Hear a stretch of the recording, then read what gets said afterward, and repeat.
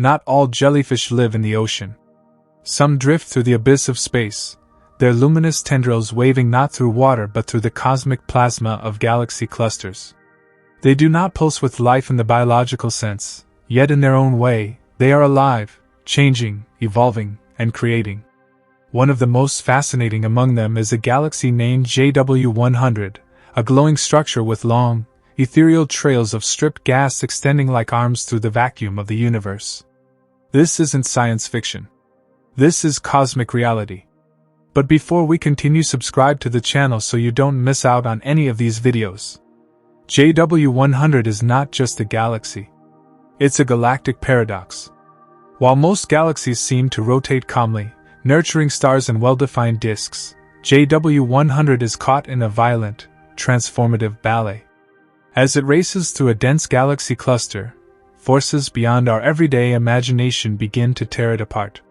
And yet, what is being stripped from JW100 is not just lost into the void. That stripped gas, forced into sprawling tendrils, becomes a cradle for new stars, stars forming not in the comfort of a galactic disk, but in the raw wake of destruction. Imagine a massive spiral galaxy hurtling at breakneck speed through a swarm of other galaxies, through a fog of hot plasma invisible to human eyes.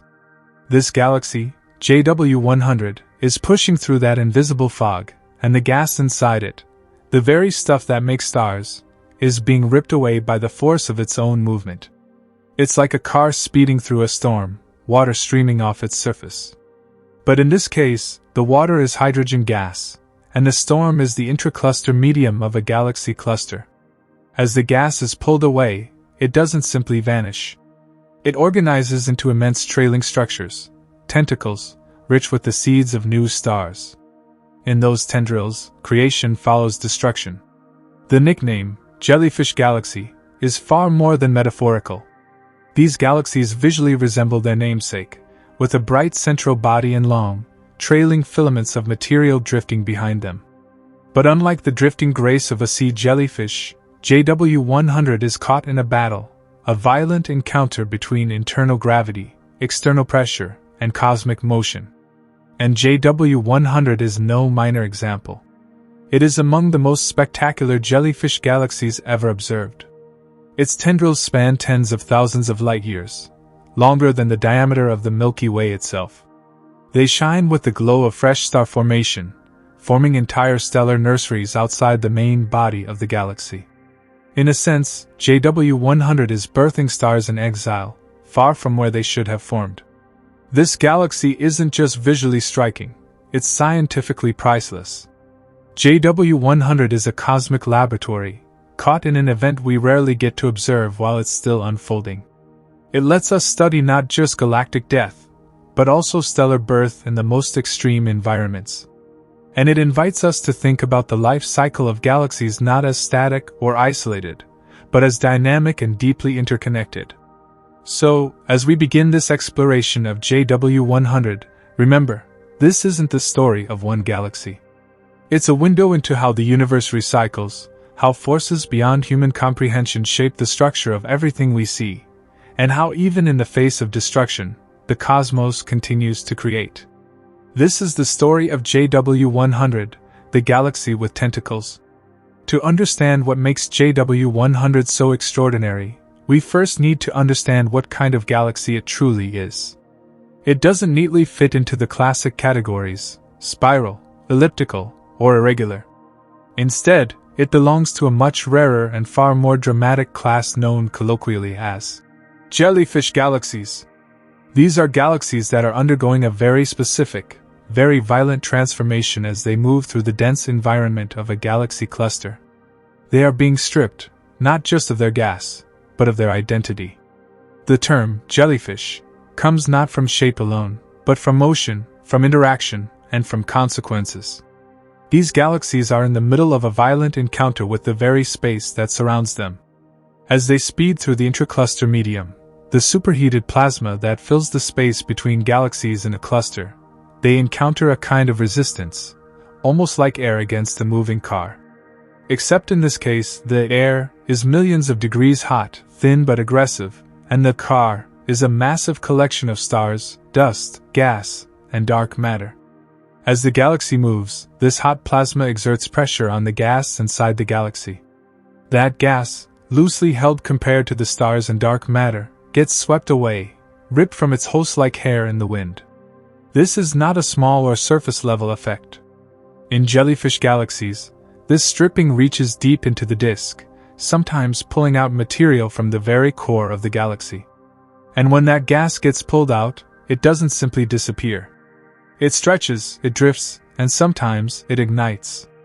Within those long tendrils of stripped gas, the pressure and turbulence can compress hydrogen clouds enough to trigger star formation.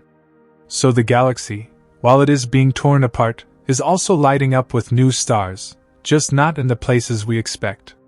Instead of neatly forming stars inside the spiral arms or dense core, these stars are born in the galaxy's wake, as though the process of destruction itself is giving rise to a second, ghostly structure trailing behind the original. There is something hauntingly beautiful about that. The idea that a galaxy can be most creative at the moment of its greatest loss. This dual nature of jellyfish galaxies, violent stripping paired with spectacular star birth, makes them one of the most compelling types of galaxies known to science. And they are rare. Despite the thousands of galaxies we've catalogued in clusters, only a small number show the extreme features needed to be considered true jellyfish galaxies.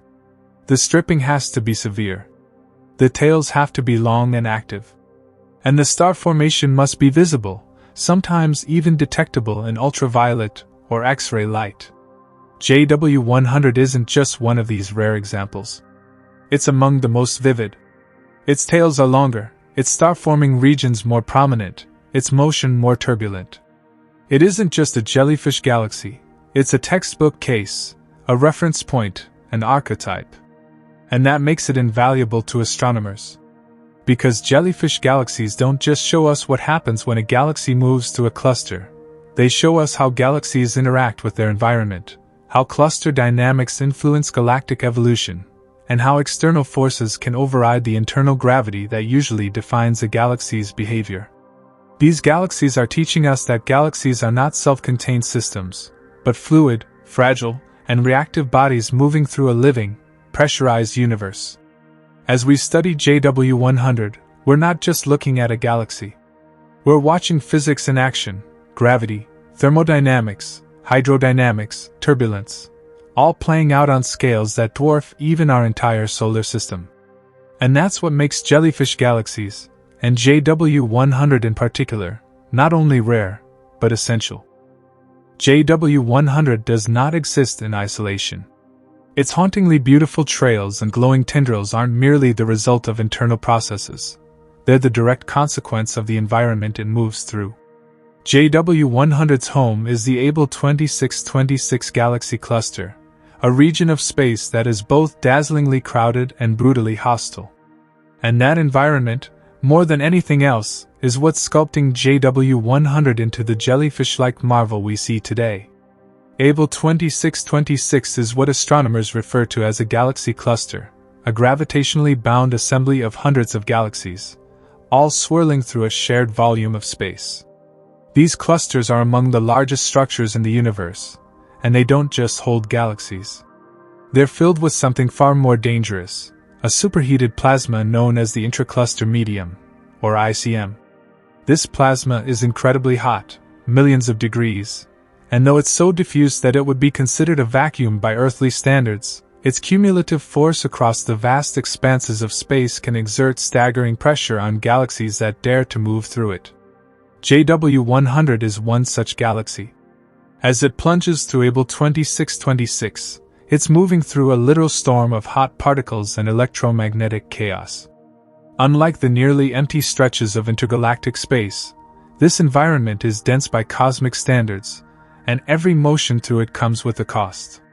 The ram pressure from the ICM is like a headwind strong enough to peel layers off a galaxy structure, starting with the most vulnerable parts, its clouds of cold gas. And that's exactly what's happening to JW100. It's being stripped alive. The position of JW100 within Abell 2626 is critical. It's likely moving at high velocity through a particularly dense region of the cluster's core. The higher the speed, and the thicker the plasma it travels through, the more intense the stripping. And Abell 2626 is no quiet neighborhood. X-ray observations show that its intracluster medium is not only hot but full of dynamic structures, pressure gradients, magnetic fields, and turbulence that all contribute to a harsh environment for galaxies passing through. In this context, JW100 is a victim of cosmic weather. But JW100 is more than just a passive traveler, it's actively interacting with its surroundings. The ICM of Abell 2626 acts like a sculptor, shaping the galaxy's form in real time. The trails of stripped gas, trailing for tens of thousands of light years, are only visible because the environment around the galaxy is so energetic and dense that it can forcefully pull material away. These tendrils wouldn't exist in the quiet outskirts of space. They require the kind of crushing pressure found only in places like Abell 2626. And that's what makes this location so important. JW100's jellyfish-like structure is not an inherent feature of the galaxy. It's a reaction, an effect caused by its cosmic surroundings. Without Abell 2620's IXS dense plasma and gravitational intensity, JW100 might have remained a typical spiral galaxy, quietly forming stars in its disk. Instead, it's been caught in a transformation, restructured, stripped, and redefined by the forces of the cluster it calls home. Astronomers are increasingly recognizing how crucial these cosmic environments are to galactic evolution. The dense conditions of galaxy clusters like Abell 2626 don't just modify galaxies, they can completely rewrite their destinies. And in JW100, we see this unfolding vividly. This isn't just where JW100 lives, it's where it's being reborn, piece by piece, trail by trail. To truly grasp why JW100 looks the way it does, why it trails such long, glowing tendrils of gas behind it, we need to understand the violent, invisible process that's shaping it, ram pressure stripping. Imagine for a moment a car speeding down the highway in the rain. The faster it moves, the more the air pushes against the water clinging to its surface. Eventually, that pressure becomes strong enough to shear the water off completely, blowing it backward in a stream. Now, take that analogy and scale it up, not to a bus, or a train, or a jet, but to a galaxy, hundreds of thousands of light years across, barreling through a sea of superheated plasma in deep space. That sea is the intracluster medium, and the galaxy is JW100. Though space might seem empty, galaxy clusters like Abell 2626 are filled with an extremely hot, thin gas. Plasma composed mainly of ionized hydrogen and helium. It's so sparse that you couldn't feel it if you were floating there, but on galactic scales, its effects are anything but gentle. When a galaxy like JW100 moves through this medium at high speed, it experiences ram pressure, a drag force caused by the galaxy's motion through the plasma. It's not unlike the wind resistance a race car encounters, but instead of displacing air molecules, the galaxy is plowing through high-energy particles that slam into its internal gas. The stars in JW100 are mostly unaffected. They are too dense and too gravitationally bound to be pulled away.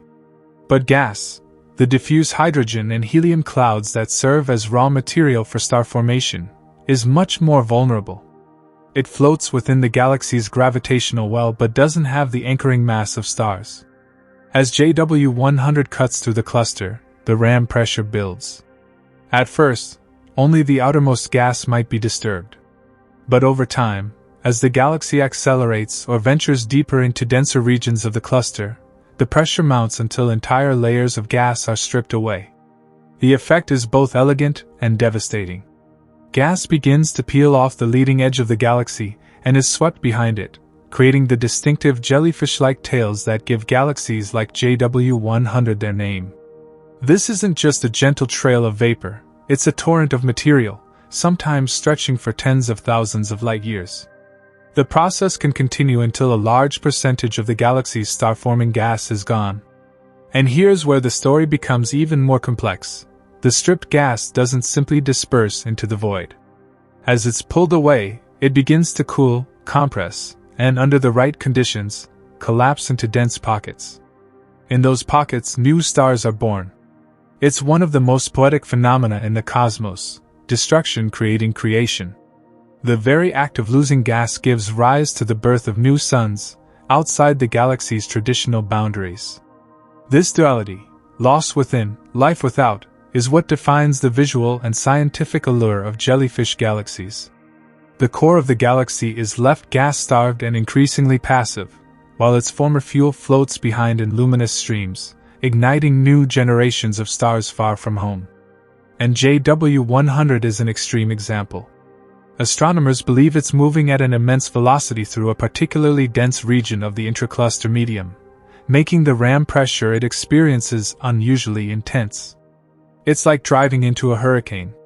This has caused a spectacular level of stripping, and as a result, JW100's tendrils are among the longest and brightest of any jellyfish galaxy yet observed. These aren't minor wisps, they're cosmic sculptures, shaped by the invisible wind of the cluster's plasma. There's also a time aspect to this process. Ram pressure stripping doesn't happen all at once. It progresses.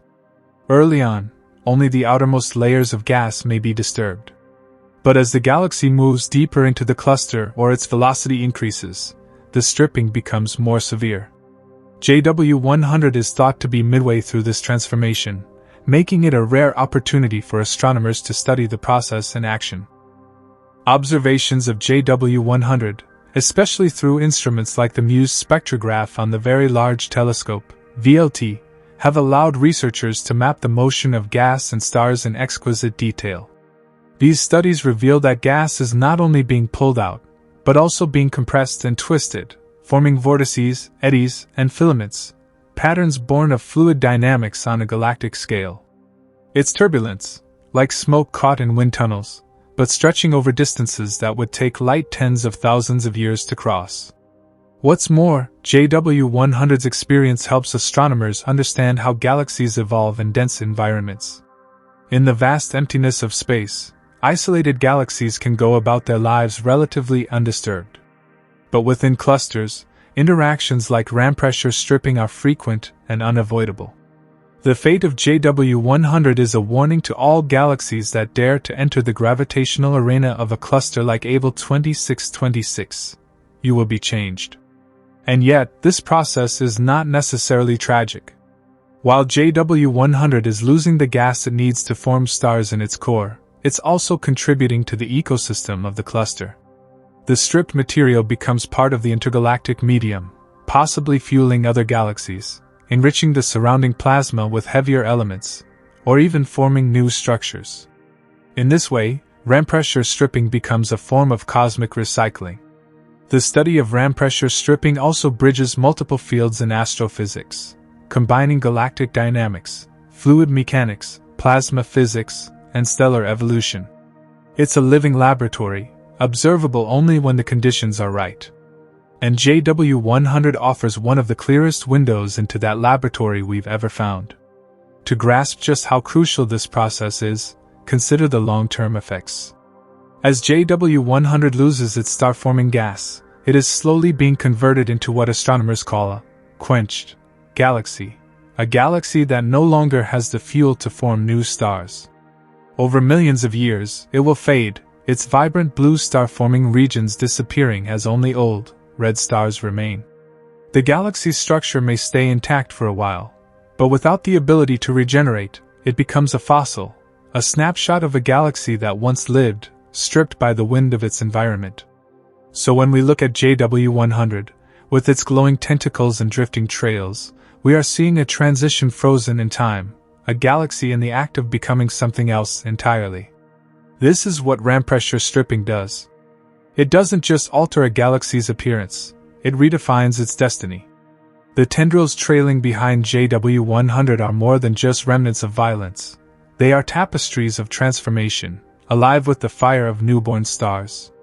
At first glance, these structures appear as delicate filaments stretching away from the galaxy's core, faint but luminous, almost like cosmic smoke drifting through the void. But a closer look, especially with instruments sensitive to different wavelengths of light, reveals something far more profound. These are stellar nurseries, glowing with the intense energy of creation. It's a startling paradox. The gas in these trails has been torn away by an unforgiving process, ram pressure stripping, a force that acts more like a blade than a sculptor. Yet instead of simply dissipating into the vast emptiness of space, the stripped material finds new life. Like seeds scattered by a storm, the gas is compressed, shocked, and reshaped by the turbulence of its ejection, forming dense knots and filaments, perfect conditions for star formation. This phenomenon is rare.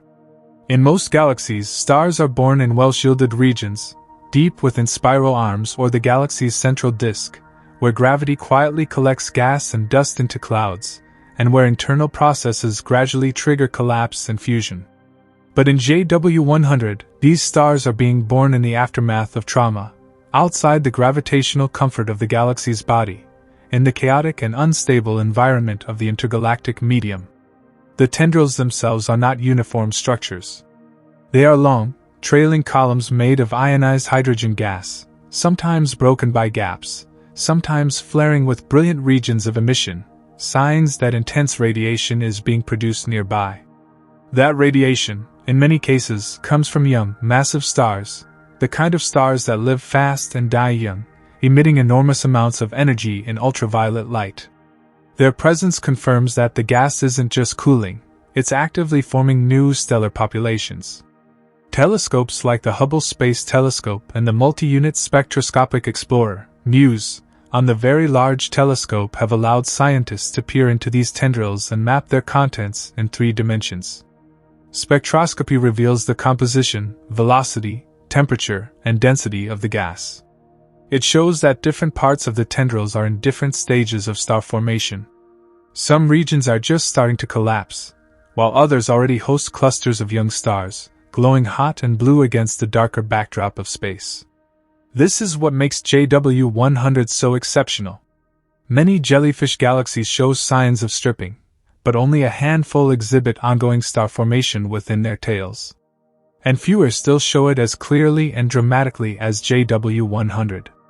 In its case, the stellar nurseries are bright, dense, and extended, suggesting that the process is not just incidental, it's robust and sustained. The stars forming in these trails don't remain isolated either. Over time, gravity may cause them to coalesce into stellar clusters, mini-galaxies in their own right, potentially remaining independent for billions of years or eventually falling back into the gravitational grasp of JW100. Some of these stars will live short, brilliant lives, exploding as supernovae and enriching their surroundings with heavy elements. Others will live for billions of years, drifting through the cluster, carrying with them the story of their violent birth. But this transformation doesn't just affect the gas or the stars. It changes our entire conception of what a galaxy is. Traditionally, galaxies are defined by their structure, their disks, bulges, halos. But JW100 stretches that definition. In JW100, the galaxy is no longer confined to its central mass. Its influence, its processes, its very identity now extends far into the space behind it, creating a new, elongated form that challenges our visual and theoretical models. It also brings into focus a crucial idea: galaxies are not closed systems. They leak. They shed. They interact with their environments. And in some cases, like JW100, those interactions become the dominant force shaping their evolution. The tendrils behind JW100 are more than just visual artifacts. They are cosmic records, encoding data about pressure, velocity, turbulence, and the composition of the galaxy's interstellar medium. By studying them, scientists can reconstruct not only what is happening now but also how long the process has been underway and where it might lead. And the implications are enormous. If galaxies can form stars in their stripped material, it means that galaxy clusters are not just graveyards, they're nurseries, too. The same hot plasma that strips galaxies bare might also play a role in igniting new generations of stars, even outside the familiar boundaries of galactic disks. In the case of JW100, the beauty of the tendrils is only matched by their significance.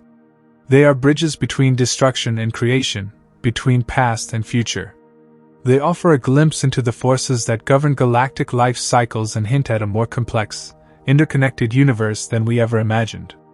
So as JW100 streaks through the cluster, shedding its gas and radiant streams, it leaves behind not just a visual wonder but a legacy, a trail of stars born in the wind, lighting up the void in defiance of the very forces that tore them loose.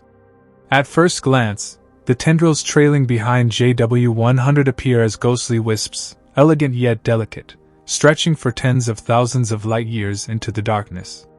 But their gossamer appearance belies their complexity. These aren't mere streams of leftover gas. They are chemically rich, physically dynamic, and deeply important structures composed of the very materials that build galaxies.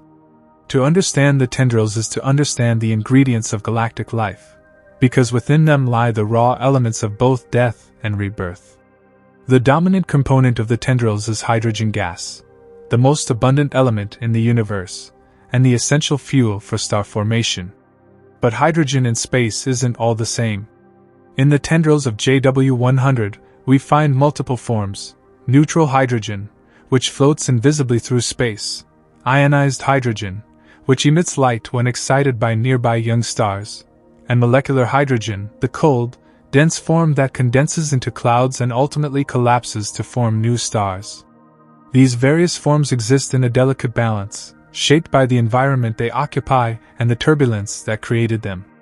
Much of the light we see in these tails, especially in visible wavelengths, comes from H-alpha emission, a specific signature of ionized hydrogen glowing red as it re-emits energy absorbed from surrounding ultraviolet radiation.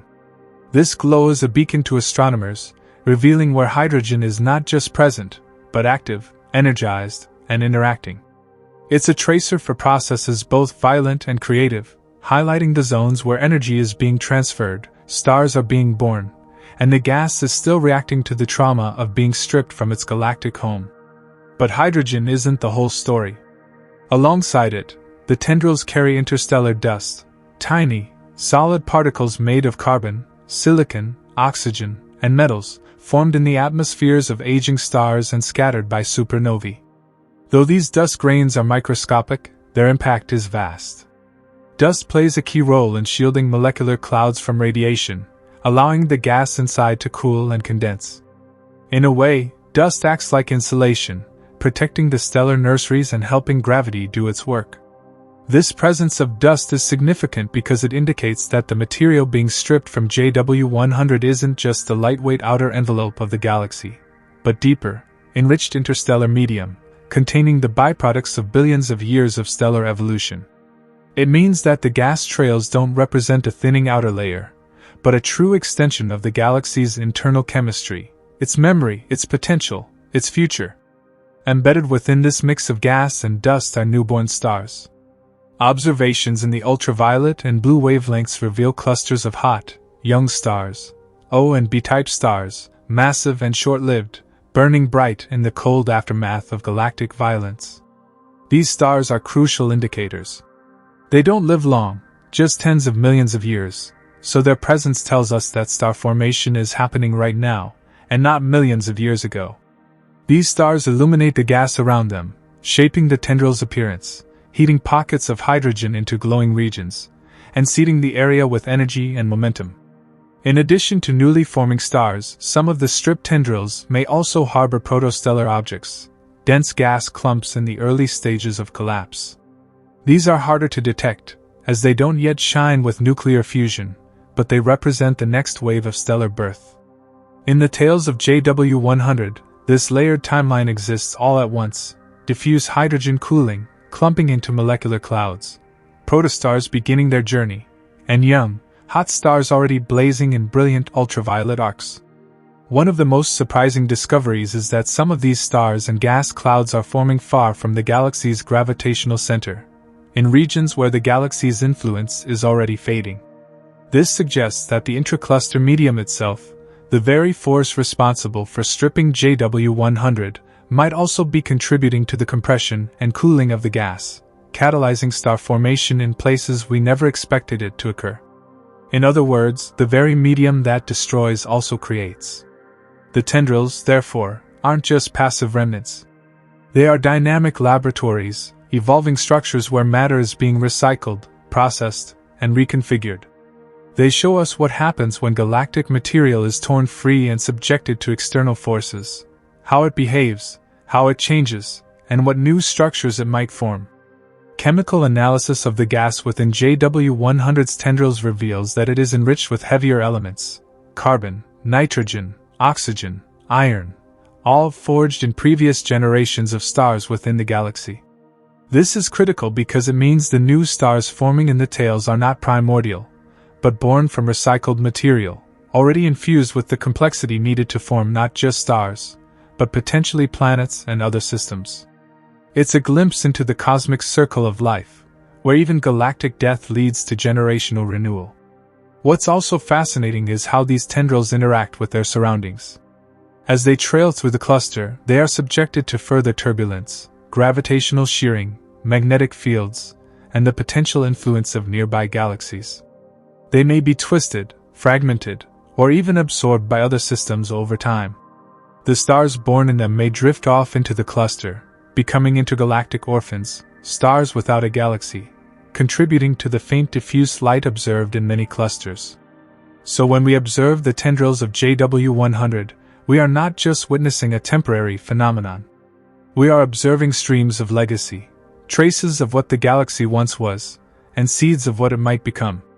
These tendrils could persist for hundreds of millions of years, changing shape, fading, or merging with other systems. But for now, they remain active, vibrant, and vital, an essential part of the galactic ecosystem.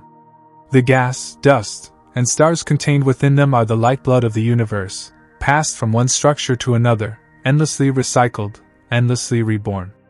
And in JW100, we see one of the most beautiful, haunting examples of that process ever captured. JW100 is not drifting peacefully through the universe. It is charging through it, carving a path across the dense interior of the Abell 2626 galaxy cluster with speed and force. It's not simply a snapshot frozen in space. It is caught in motion, a galaxy that's both moving and being moved, its entire structure bearing the signature of its cosmic voyage. The evidence of this motion is not subtle. You can see it in the stretched, trailing gas tendrils, in the way the stripped material lines up behind the galaxy's core like a tail in the wind. This is the unmistakable footprint of directionality, a sign that JW100 is being physically shaped by the path it's taking through the cluster. It's not stationary. It's not passive. JW100 is moving fast, and the universe is pushing back. Astronomers can trace this motion not just visually, but spectroscopically, by analyzing the light emitted from the gas and stars in different parts of the galaxy and its wake.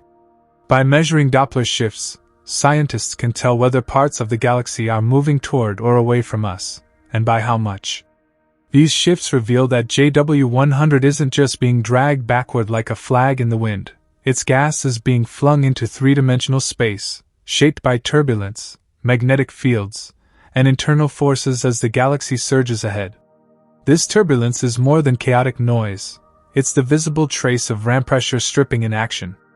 As JW100 cuts through the intracluster medium at high velocity, it compresses the gas at its leading edge. That compression creates a bow shock, a buildup of pressure like the water piling up at the front of a moving ship. Behind it, the stripped material is left to twist and curl as it cools and flows into the vacuum left in the galaxy's wake. In some areas, the gas is smooth, trailing like ribbons. In others, it's fragmented, shattered into clumps by vortices and eddies as JW100 moves through zones of higher density or pressure gradients in the cluster's medium. This complexity tells us that the intracluster medium is not uniform.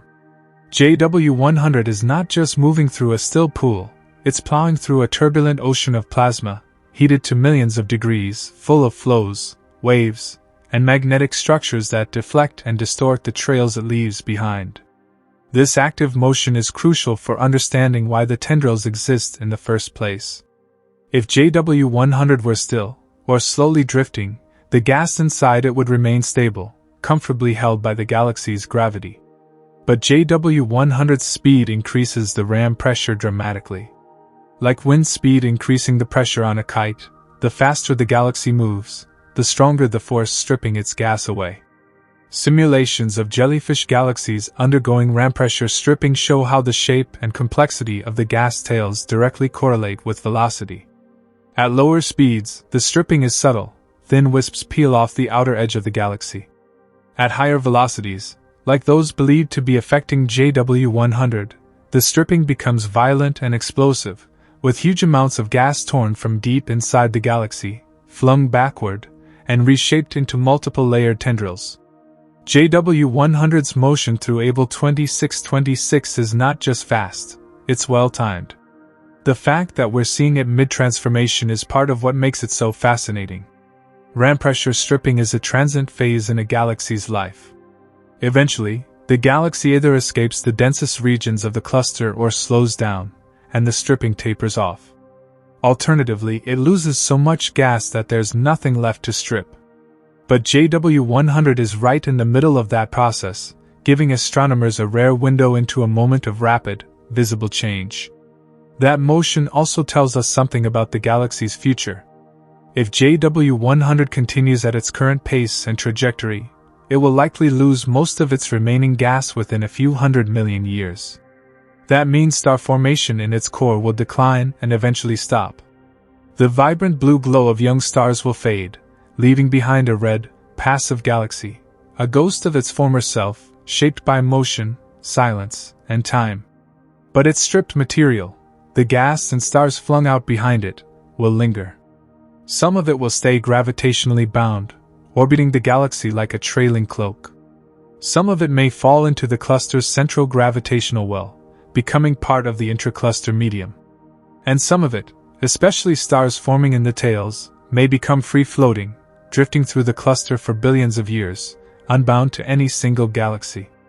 In this way, JW100's motion is more than just a journey through space. It's a force of transformation. It's reshaping the galaxy's structure, redistributing its mass, and altering the chemical makeup of the surrounding environment. The stars and gas it leaves behind carry with them the story of that journey, etched into their speed, their temperature, their composition. This active motion is also a reminder that galaxies are not stationary islands. They are dynamic, migratory, responsive to the gravitational currents of the universe. And JW100, with its blazing wake and turbulent path, is a spectacular reminder of just how alive the cosmos can be. We are not looking at a still image, we're witnessing a galaxy caught in flight, changing with every passing moment.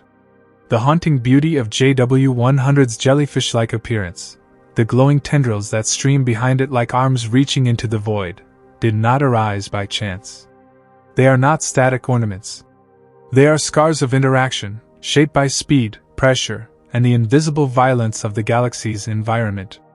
The jellyfish look that defines JW100 is the physical signature of a galaxy being forcibly unmade and remade, shaped not from within, but by the external pressure of the cluster around it. At the heart of this transformation is JW100's interstellar medium, or ISM, the gas and dust spread throughout its disk, filling the space between its stars. This ISM is the fuel for star formation. In spiral galaxies like JW100, it normally gathers in the arms, slowly condensing into new stars over billions of years. But in the depths of a galaxy cluster like Abell 2626, that quiet evolution is violently interrupted. The medium becomes a target. As JW100 hurtles through the cluster, it rams into the intracluster medium, a vast reservoir of hot, ionized plasma that fills the space between galaxies. This plasma isn't visible in ordinary light, but it's incredibly energetic and dense on a cosmic scale. And JW100, moving at high velocity through this medium, experiences what is known as ram pressure stripping, a force exerted by its motion through the plasma, strong enough to literally rip the gas out of its disk. Think of a swimmer diving into a high-pressure current. Even if they're strong, the water pushes back, catching clothing or objects they carry, dragging them in the opposite direction. In JW100's case, the gas in its outer disk is the clothing. It's loosely bound, and as the galaxy plows forward, the plasma wind begins to pull that gas backward. This action is not gentle. It's more akin to a sandblaster, stripping layer by layer, gradually deepening until even tightly bound gas near the center is dislodged. As this gas is torn free, it doesn't vanish. Instead, it trails behind the galaxy in long streams, following the direction of motion but also curling and twisting, shaped by turbulence, gravity, and the varying density of the surrounding medium. These streams become what we call the tentacles. Their length and complexity depend on several factors: the speed of the galaxy, the density of the plasma, the amount of gas in the galaxy's disk, and the gravitational pull the galaxy can still exert on the stripped material. JW100, because of its velocity and the rich gas content it likely had before the stripping began, forms some of the longest and most luminous tentacles ever observed in any jellyfish galaxy. What's fascinating is that these tendrils aren't evenly spaced or symmetrical. In many jellyfish galaxies, including JW100, one side of the galaxy will show a more dramatic trail than the other. This asymmetry tells us something important. It reflects the direction and angle of the galaxy's movement through the cluster. If JW100 is descending into the cluster at an angle, the gas on the trailing edge will be stripped more violently than that on the leading side, producing a kind of comet tail effect. Moreover, the shape of these tentacles is influenced by gravitational interactions. If JW100 is near other galaxies or the central mass of Abell 2626, those gravitational tugs can distort the paths of the stripped material, bending the tentacles into arcs or spirals. Some may even be pulled into bridges between galaxies, forming temporary connections of star-forming gas between otherwise separate systems. And then there's the matter of internal resistance. The galaxy doesn't give up its gas all at once. The interstellar medium is held in place by the galaxy's own gravity and structural integrity. The denser the gas, the harder it is to strip. That's why, in JW100, we often see that the outer parts of the tentacles are more diffuse, while regions closer to the core are more compact and active. The process takes time and progression, layer by layer, as the galaxy's defenses are eroded by the unrelenting pressure of motion. This origin of the jellyfish structure also brings with it a profound realization: the appearance of these galaxies is temporary. The tentacles do not last forever. As JW100 continues to lose gas, the supply that fuels the tendrils will dwindle. Without fresh gas to replenish them, the tendrils will fade, their stars will age, and the structure will dissolve into the background light of the cluster. What we are witnessing in JW100 is not just an aesthetic moment, it's a brief, luminous chapter in a much longer story of galactic transformation. So when we call JW100 a jellyfish galaxy, it's not simply because of how it looks. That name captures a deeper truth. Like a jellyfish pulsing through the ocean, JW100 is shaped by the medium through which it moves, its trailing appendages both a response to motion and a result of external forces. But unlike a living jellyfish, JW100 is not drifting with the current, it is battling through it, leaving behind glowing trails not of bioluminescence, but of stars, gas, and dust, all born from the forces that seek to undo it. In those trailing tentacles, we see the echoes of motion, the marks of resistance, and the artistry of destruction.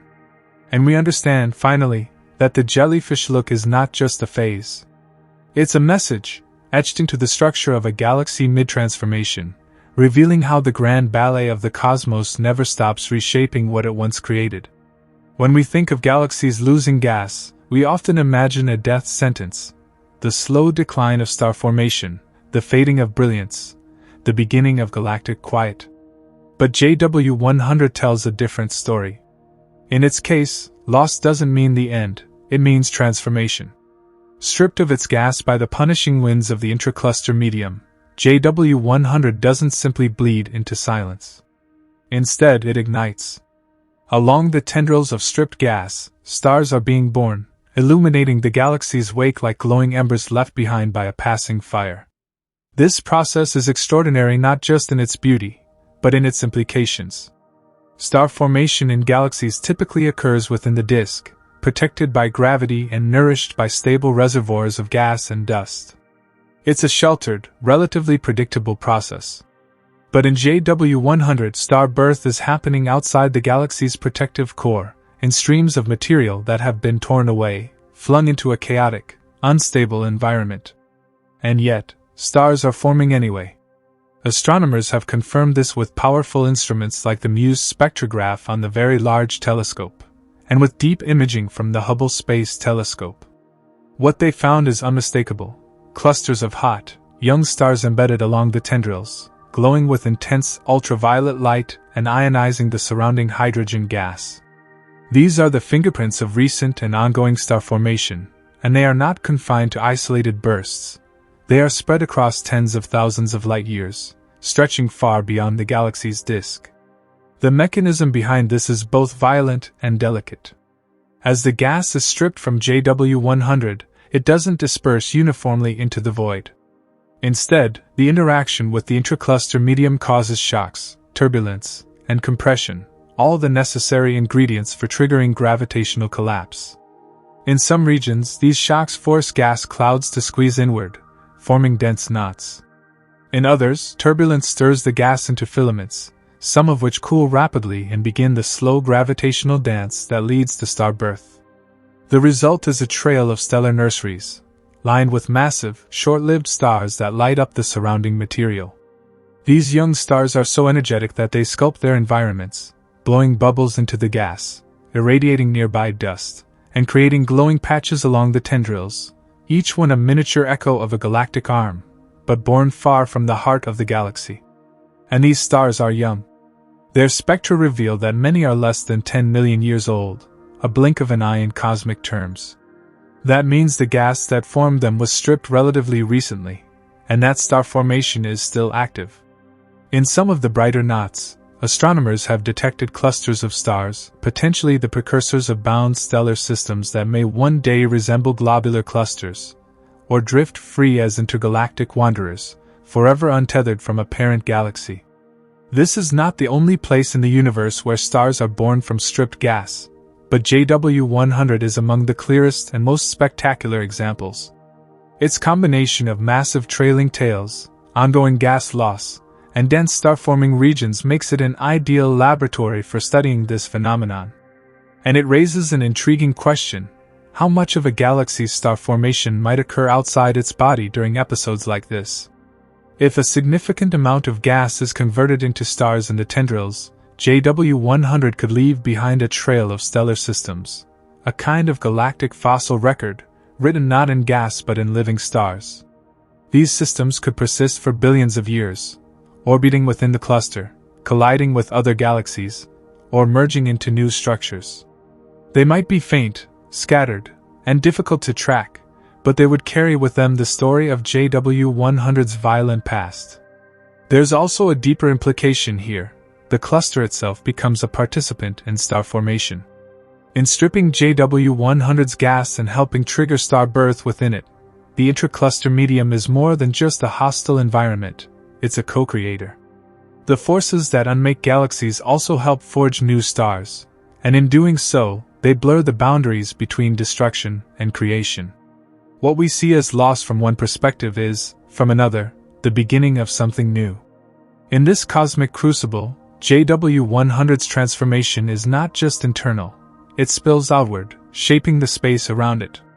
It's an example of galactic alchemy, where gas torn away becomes fuel for light, and where every trailing tendril is not a wound, but a pathway to new life. So, while JW100's future may include quiescence, its present is ablaze with birth. Along those glowing arms, the galaxy is giving rise to generations of stars that will outlive it, shining in the darkness long after the trails fade, and telling the story of a galaxy that made the most of its unraveling. To appreciate just how unique JW100 truly is, it helps to hold it up against the backdrop of typical spiral galaxies, the elegant, rotating islands of stars that make up much of the visible universe, including our own Milky Way. These galaxies, shaped by billions of years of gentle rotation and slow gravitational accretion, tend to retain their gas, their structure, and their internal processes. Star formation in such galaxies is largely an inward affair. Gas collects in the disk, cools, collapses, and ignites stars within well-defined spiral arms. The gravitational grip of the galaxy keeps things mostly tidy and cohesive. But JW100 breaks that pattern. Where a normal spiral galaxy nurtures its stars in a tight, orderly structure, JW100 is like a tree in a storm, its leaves ripped free and flung behind it, its branches twisted, its growth relocated far from its core. It's not just reshaped, it's redefined. In a typical spiral galaxy like the Milky Way, gas is slowly consumed over billions of years, forming stars within the disk and central bulge.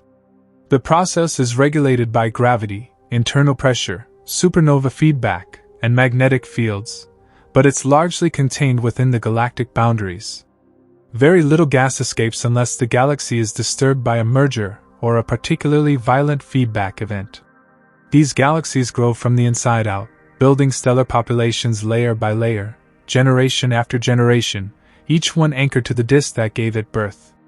JW100, on the other hand, is operating under a completely different set of conditions. As it plows through the dense environment of Abell 2626, it is being stripped of its interstellar medium, the very fuel that keeps star formation alive. And unlike internal processes that carefully govern gas use, this stripping is external, forced, abrupt, and largely beyond the galaxy's control. It's the cosmic equivalent of being tossed into a wind tunnel.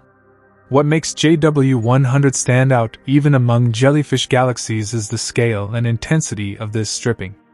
Many galaxies experience gas loss during cluster interactions, but not all respond with active star formation in their wake. Some become gas poor without ever lighting up their stripped tails. JW100, however, transforms its displacement into creation. It is one of the few known galaxies where a significant portion of its current star formation is happening far outside the disk, in space it no longer controls, in material it's already lost.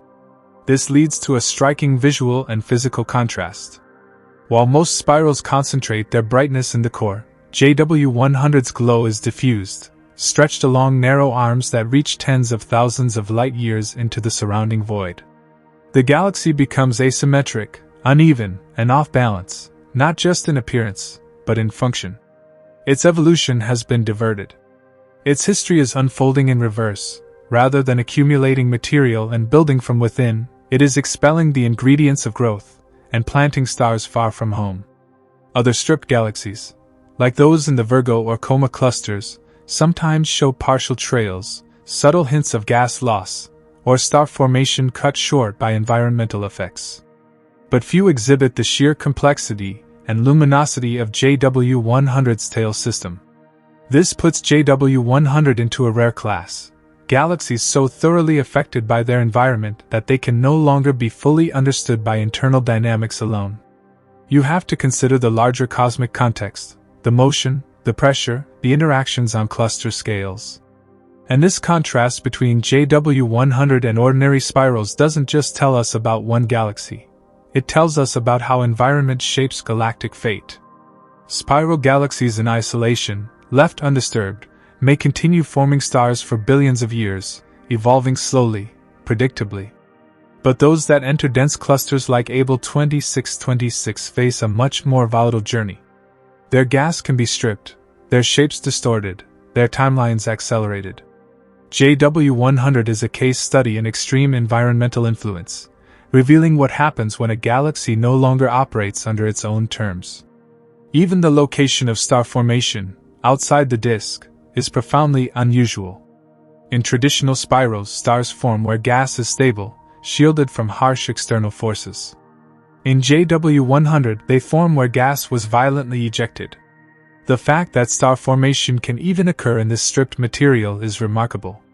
It means the cluster isn't just a place of destruction, it's become a participating medium in star creation. That dual role, as both aggressor and catalyst, makes the environment around JW100 as important as the galaxy itself. And this behavior isn't just a curiosity. It has implications for how galaxies grow and die across the universe. If more galaxies are undergoing similar processes in clusters, then much of the universe's stellar population may have been forged in such violent conditions, not within calm galactic disks, but in shattered streams and turbulent wakes. JW100 may be a rare jewel in how clearly it displays this, but it may not be alone in living out that fate.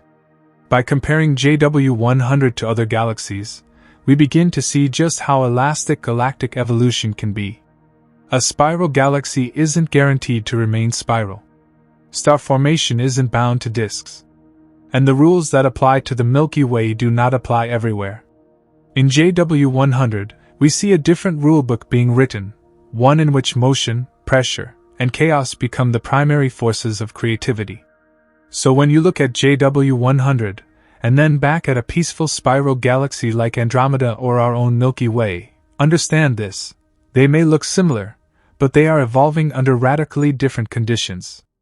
JW100 has left the comfort of equilibrium behind, and in doing so, has become a symbol of transformation, of what happens when a galaxy is pushed to the limits of survival, and responds by writing stars into the sky with its own unraveling. The transformation taking place in JW100 is not a localized event. It isn't confined to a minor disturbance near the edge of the galaxy, or a single disrupted spiral arm. This is galactic stripping on a grand scale, where the forces at play stretch across tens, if not hundreds, of thousands of light years, affecting nearly every layer of the galaxy's structure.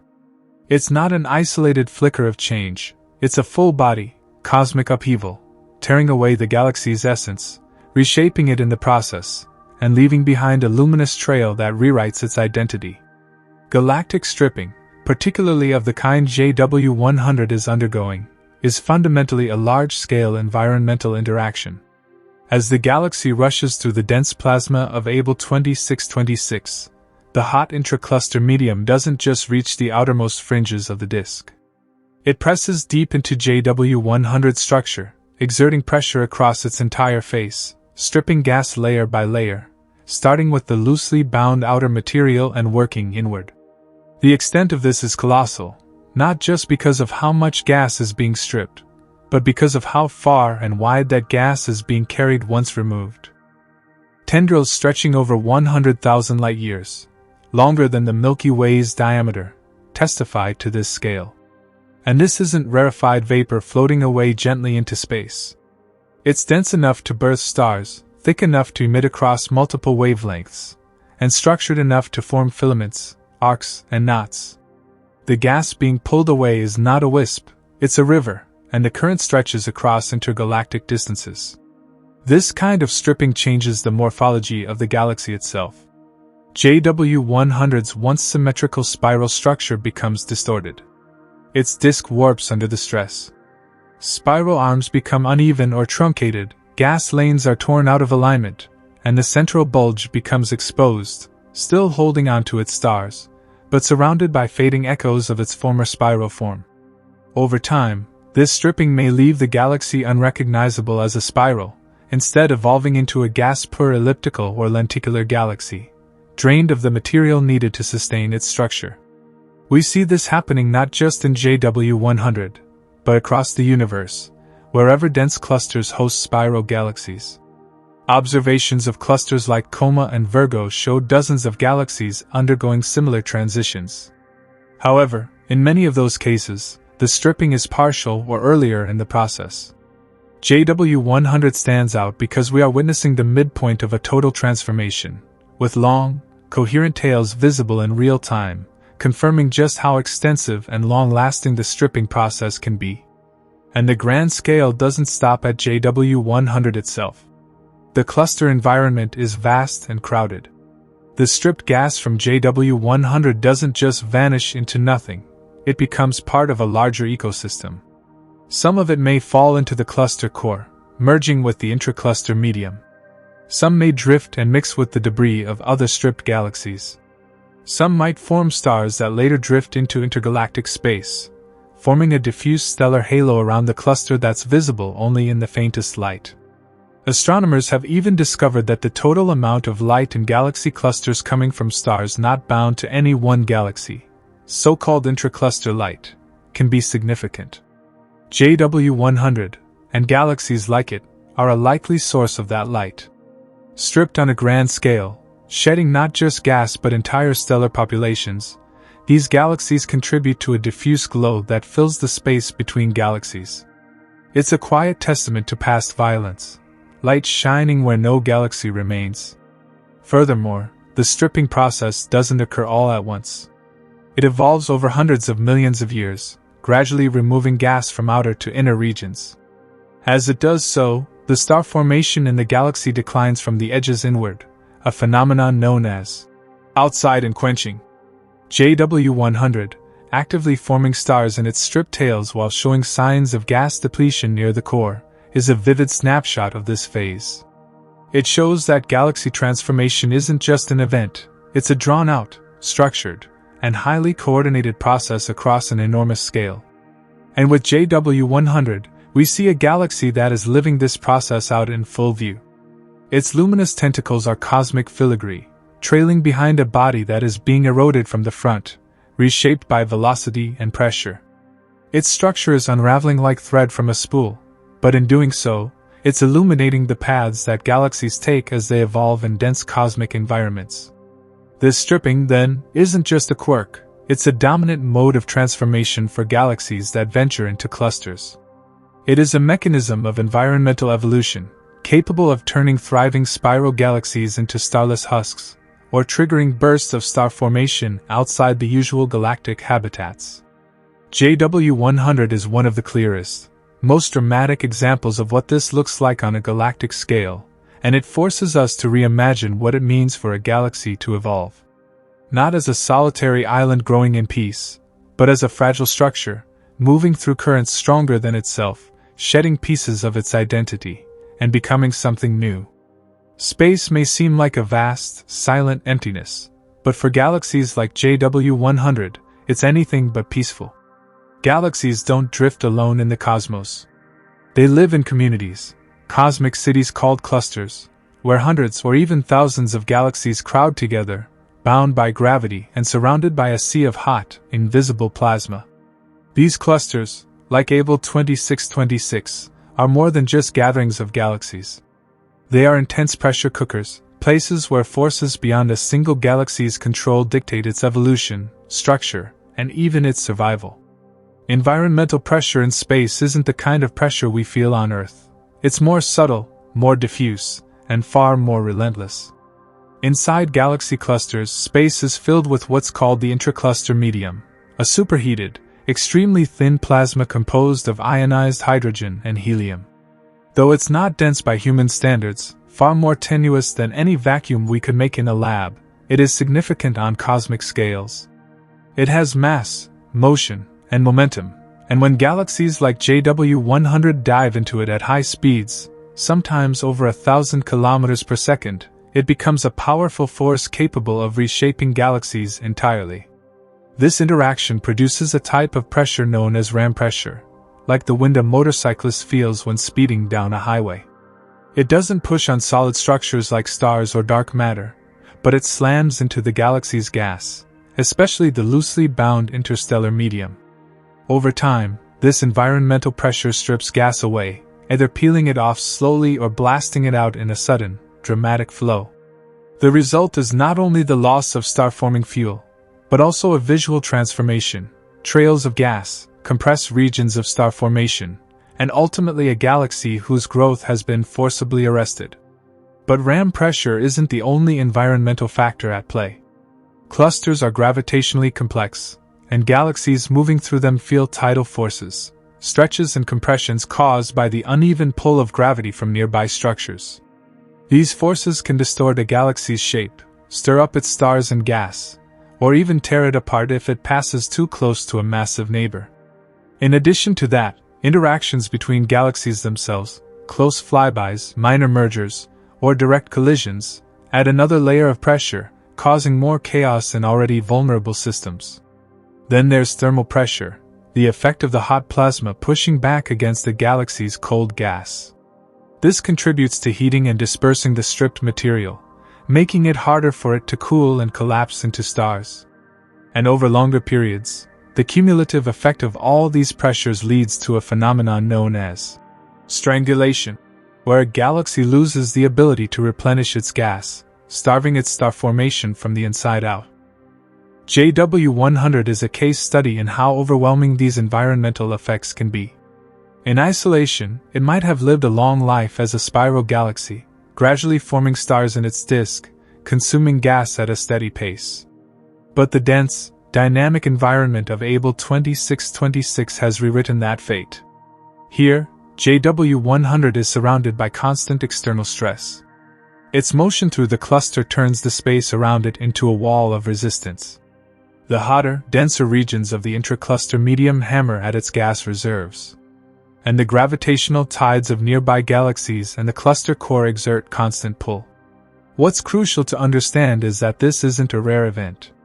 Galaxy clusters throughout the universe are filled with galaxies undergoing similar environmental transformations. Some show subtle signs: warped arms, truncated gas disks, faded star formation, while others, like JW100, wear the effects like a glowing banner. In the most extreme environments, galaxies can be stripped so thoroughly that they become what we call red and dead, quiescent, gas-poor systems with little to no new stars forming. But the pressure can also spark brief, intense periods of creativity.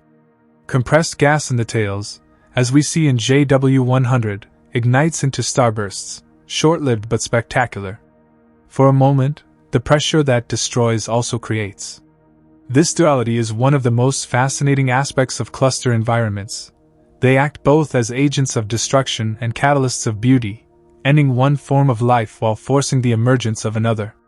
In that way, the environmental pressure of space is not simply a threat. It is a force of change, one that accelerates evolution, drives diversity, and shapes the cosmic tapestry in ways we are still learning to understand. It's a reminder that galaxies are not sealed systems. They are porous, dynamic, and vulnerable to the conditions around them. JW100, with its glowing wake and trailing tendrils, is one of the clearest expressions of what happens when a galaxy's journey leads it into the most extreme environments in the universe. It's a testament to the invisible forces of space, and how, in the quiet, searing heat of a galaxy cluster, those forces can reshape an entire world.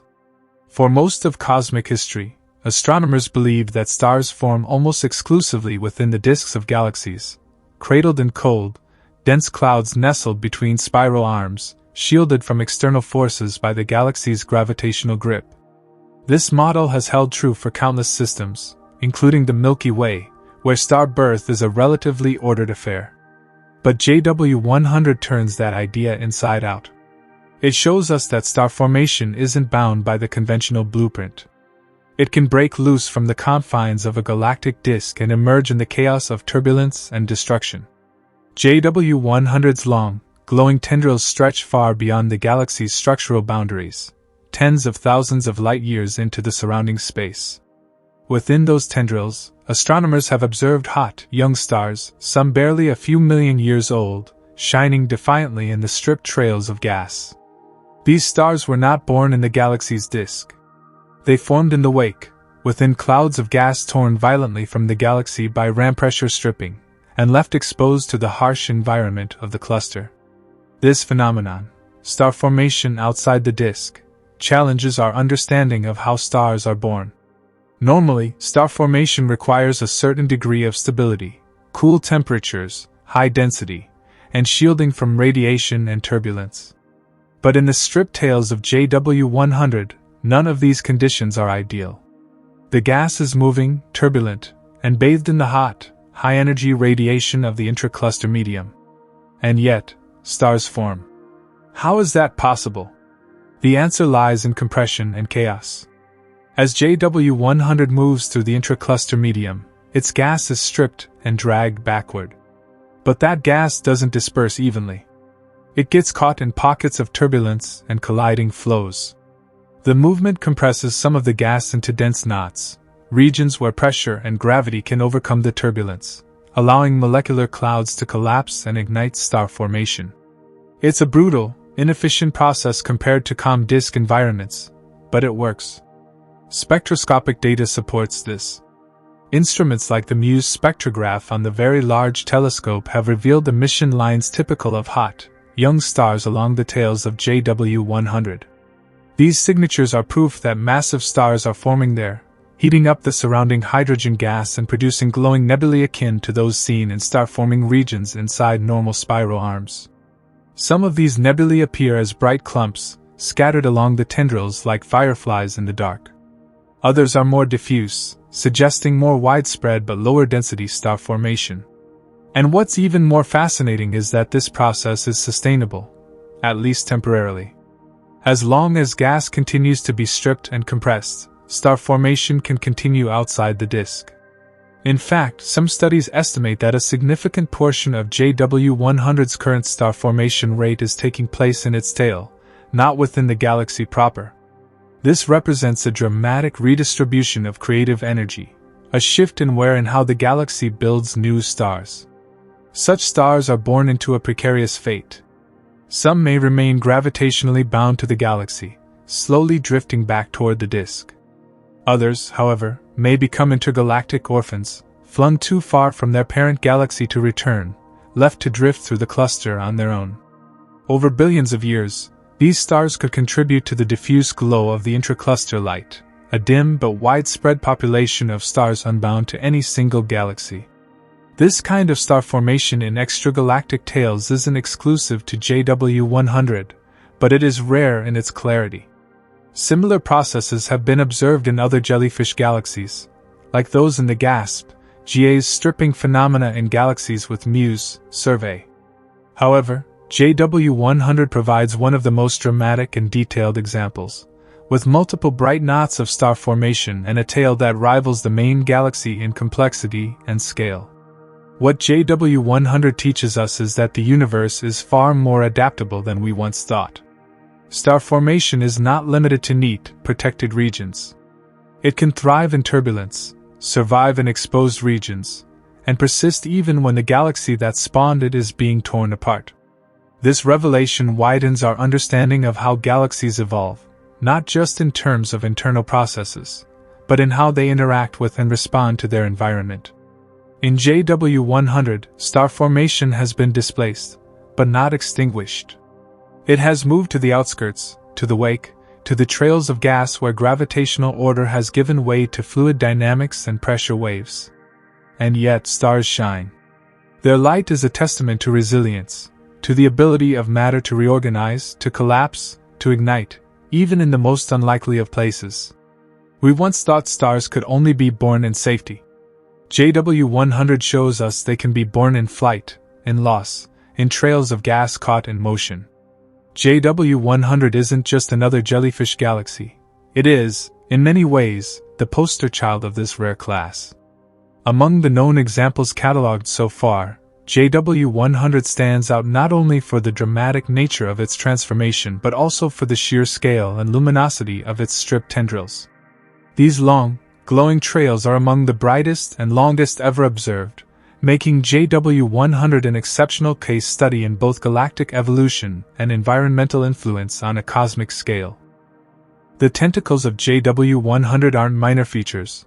They are monumental structures, stretching over 150,000 light-years in some estimates. That's longer than the diameter of the Milky Way itself. To put that in perspective, if JW100 were placed next to our galaxy, its tendrils would extend well beyond the outer rim of our spiral arms, reaching deep into intergalactic space. These aren't just appendages, they're extensions of galactic activity, flung far beyond the usual boundaries of a galaxy's influence. But it's not just the length that makes these tendrils remarkable. It's their intensity. JW100's tails are bright enough to be captured in high resolution by instruments like Hubble and studied in detail with spectrographs such as Muse on the Very Large Telescope. These tools reveal that the tendrils are glowing with emission from ionized hydrogen, signaling active regions of ongoing star formation. That brightness is not merely reflective or scattered light, it's the active radiation from hot, young stars, lighting up clouds of stripped gas like trails of fire in the night. Very few jellyfish galaxies display this combination of scale, activity, and structure. Some show faint gas tails with little star formation. Others have bright regions but short extensions. JW100 possesses both colossal, structured arms and stellar nurseries spread throughout them, making it an astrophysical outlier.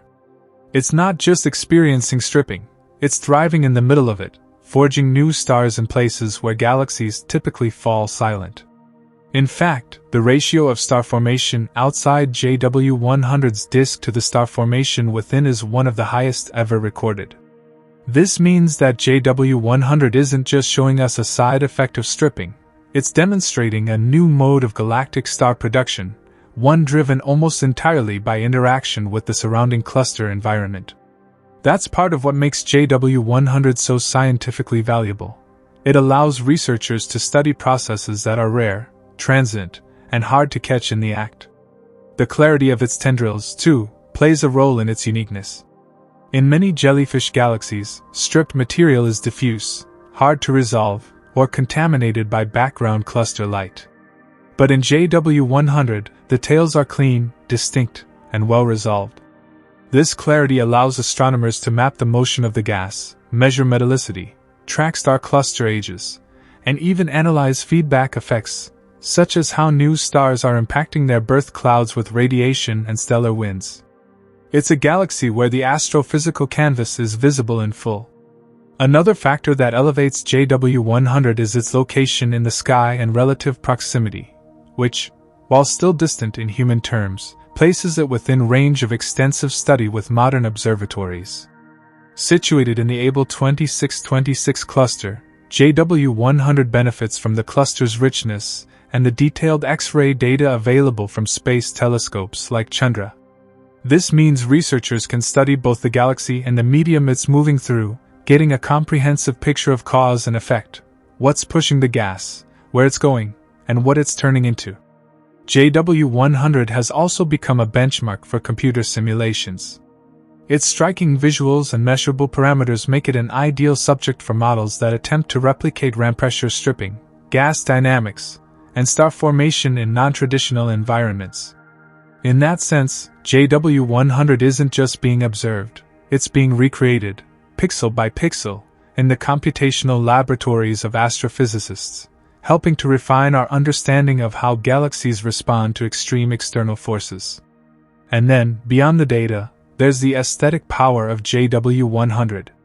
There's something undeniably poetic about a galaxy that, despite being shredded by its environment, shines more vividly than ever before. Its tendrils curl and twist like brush strokes across space, not random wisps, but trails of purpose, the visible outcome of momentum, resistance, and adaptation. It embodies the paradox of cosmic evolution, a structure being dismantled, yet building something new from its own unraveling. That's why JW100 is special. It is not only an example of ram pressure stripping in action, it's the most dramatic, luminous, and narratively complete version we've seen. It tells the full story, a galaxy entering a hostile environment, reacting under pressure, shedding its outer layers, yet continuing to create, adapt, and evolve in ways we never imagined possible. In its glow, we are reminded that even in destruction, there is motion, and in motion, there is creation. While JW100 dazzles with the brilliance of its tendrils and the spectacle of star formation far from its core, there's a quieter, darker truth unfolding beneath the surface, a slow starvation. Every glowing knot of gas stripped from its disk, every trail of star formation lighting up the void, is a sign not only of transformation but of depletion. JW100 is burning bright now, but it is doing so at the cost of its future. As it continues to lose the cold gas that fuels stellar birth, its ability to create new stars diminishes. And once that fuel is gone, the galaxy's light will begin to fade. This process is known as quenching, the gradual decline and eventual halt of star formation. In JW100, the mechanism driving quenching is environmental. Ram pressure stripping has forcibly removed much of the galaxy's interstellar medium, particularly the diffuse hydrogen gas that serves as the raw material for future generations of stars. And unlike in isolated galaxies, where gas depletion can be offset by accretion from the cosmic web or minor mergers, JW100 has little hope of replenishment. It is losing more gas than it can gain. At first glance, the galaxy may appear to be thriving, active star-forming regions in its tails, bright knots of young stars, and a disk still showing signs of life. But these are the last bursts of productivity, a kind of galactic adrenaline rush before the inevitable fatigue sets in. The very trails that seem to promise new life are actually evidence of lifeblood lost. The gas that once cycled calmly within JW100's disk, rising, cooling, collapsing, birthing stars, has been blown into the void, removed from the gravitational nurturing of its parent galaxy. The consequences of this loss play out over cosmic time. With every million years that passes, JW100 will form fewer and fewer stars. The bright blue glow of its youngest stellar populations will give way to the yellow-orange light of aging stars. The disk will quiet. The spiral arms, now rich in texture and gas lanes, will become fainter, more diffuse, eventually ghostly and inactive. JW100 is entering a phase of passive evolution, where the structures remain but the growth has ceased. This process isn't speculative. It's been observed in many other galaxies, particularly within dense clusters. Astronomers have long noted that cluster environments are dominated by red, quiescent galaxies, systems that once formed stars but no longer do. JW100, still in the throes of its transformation, is an intermediate step, a rare snapshot of a galaxy actively losing its star-forming capacity in real time. One of the most telling signs of its future is the composition of the gas that remains. Observations show that the gas being stripped is largely the low-density hydrogen that resides in the outer disk, often the first to go. But even denser, more centrally located gas is now being affected. Without this critical mass of material, JW100 will soon lack the ingredients needed to sustain meaningful star formation anywhere, even in the galaxy's heart. And it's not just gas removal that leads to starvation, it's also the disruption of the galaxy's internal cycle. Normally, supernova explosions and stellar winds stir gas, drive turbulence, and eventually contribute to new star formation. But as gas is stripped and feedback mechanisms weaken, this recycling process falters. What remains is a galaxy slowly running out of breath, no longer able to recycle its own material, no longer able to form new stars, left only with the aging relics of its more active past. This eventual starvation doesn't just affect JW100's brightness, it transforms its identity. A star-forming spiral galaxy becomes a faded lenticular, or even an elliptical, no longer building new structure but simply coasting through time. In this way, JW100 is not just undergoing a moment of change, it is transitioning into a fundamentally different type of galaxy. And yet there is something strangely poetic about this process. The gas that once swirled within JW100's arms has not simply vanished. It has lit up the void, created stars that now shine independently, and scattered JW100's legacy across the cluster. Those stars will survive for billions of years, long after the galaxy that birthed them has faded into quiet. In that sense, starvation is not a clean ending. It's a redistribution of light, a shift from internal creation to outward contribution. JW100 is giving parts of itself to the cosmos, not as a single, thriving organism, but as a cloud of influence, as stellar echoes of a once luminous spiral. And that's why JW100 is more than a curiosity. It's a moment frozen in cosmic time, a galaxy at the turning point between life and dormancy, between creation and silence. It is telling us, with every stripped tendril and every glowing knot, this is what it looks like to burn bright on borrowed time. In the grand narrative of the cosmos, nothing is truly lost, only transformed. This is as true for stars as it is for galaxies, and especially so for the clouds of gas that flow through them like lifeblood. In JW100, the vast streams of material being torn from its structure may look like the beginning of an end, a galaxy slowly unraveling under pressure. But in a deeper sense, it is also participating in one of the universe's oldest and most profound processes, cosmic recycling. The gas being stripped from JW100 doesn't simply vanish into the void. Instead, it's added to a cosmic ledger of matter, where it may serve new purposes, fuel new growth, or change form entirely. In the long run, these tendrils of hydrogen, dust, and heavier elements, once vital to JW100's internal cycle of star formation, may become part of something much larger. Whether they join the intracluster medium, collapse into new stars, or are accreted into other galaxies, their journey continues long after they've been pulled from their galactic home. Let's begin with the most direct destination, the intracluster medium, ICM. The ICM is a hot, diffuse plasma that permeates galaxy clusters like Abell 2626. It's composed largely of ionized hydrogen and helium, with traces of heavier elements from countless generations of stellar death and galactic interaction. The gas being stripped from JW100 is slowly merging with this immense reservoir, adding its own chemical fingerprints to the mixture. Over time, this stripped material will be ionized and heated, becoming indistinguishable from the ICM itself. But even in that state, no longer dense enough to form stars, it still contributes to the overall mass, energy, and composition of the cluster. This isn't trivial. The ICM contains more mass than all the stars in the cluster's galaxies combined. It glows in X-rays, it acts as a pressure field that shapes galactic motion, and it's central to understanding how galaxy clusters evolve. The material JW100 loses today becomes tomorrow's scaffolding for the gravitational and thermal environment of the entire cluster. Still, not all of the gas is fated for total dissipation. Some of it remains cool and dense enough to form stars right within the tails, as we've seen. These are the bright knots in JW100's tendrils, stellar nurseries in exile. Stars born here may drift free of the galaxy that birthed them, especially if the local gravitational influence of JW100 is overwhelmed by the tidal forces of the cluster. These stars, unanchored and alone, join the intracluster light, a faint, diffuse glow that permeates the space between galaxies, made up of billions of rogue stars.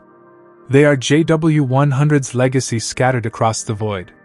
Even more fascinating is the possibility that this stripped material may eventually fall into other galaxies. In dense clusters like Abell 2626, galaxies interact not just with the cluster itself but with one another. A galaxy moving through the path of JW100's stripped material might sweep some of it up, adding it to its own interstellar medium. This process is known as gas accretion, and it can rejuvenate galaxies, especially those that have been starved of fuel. In this way, the death of one galaxy's star-forming future can seed the rebirth of another's.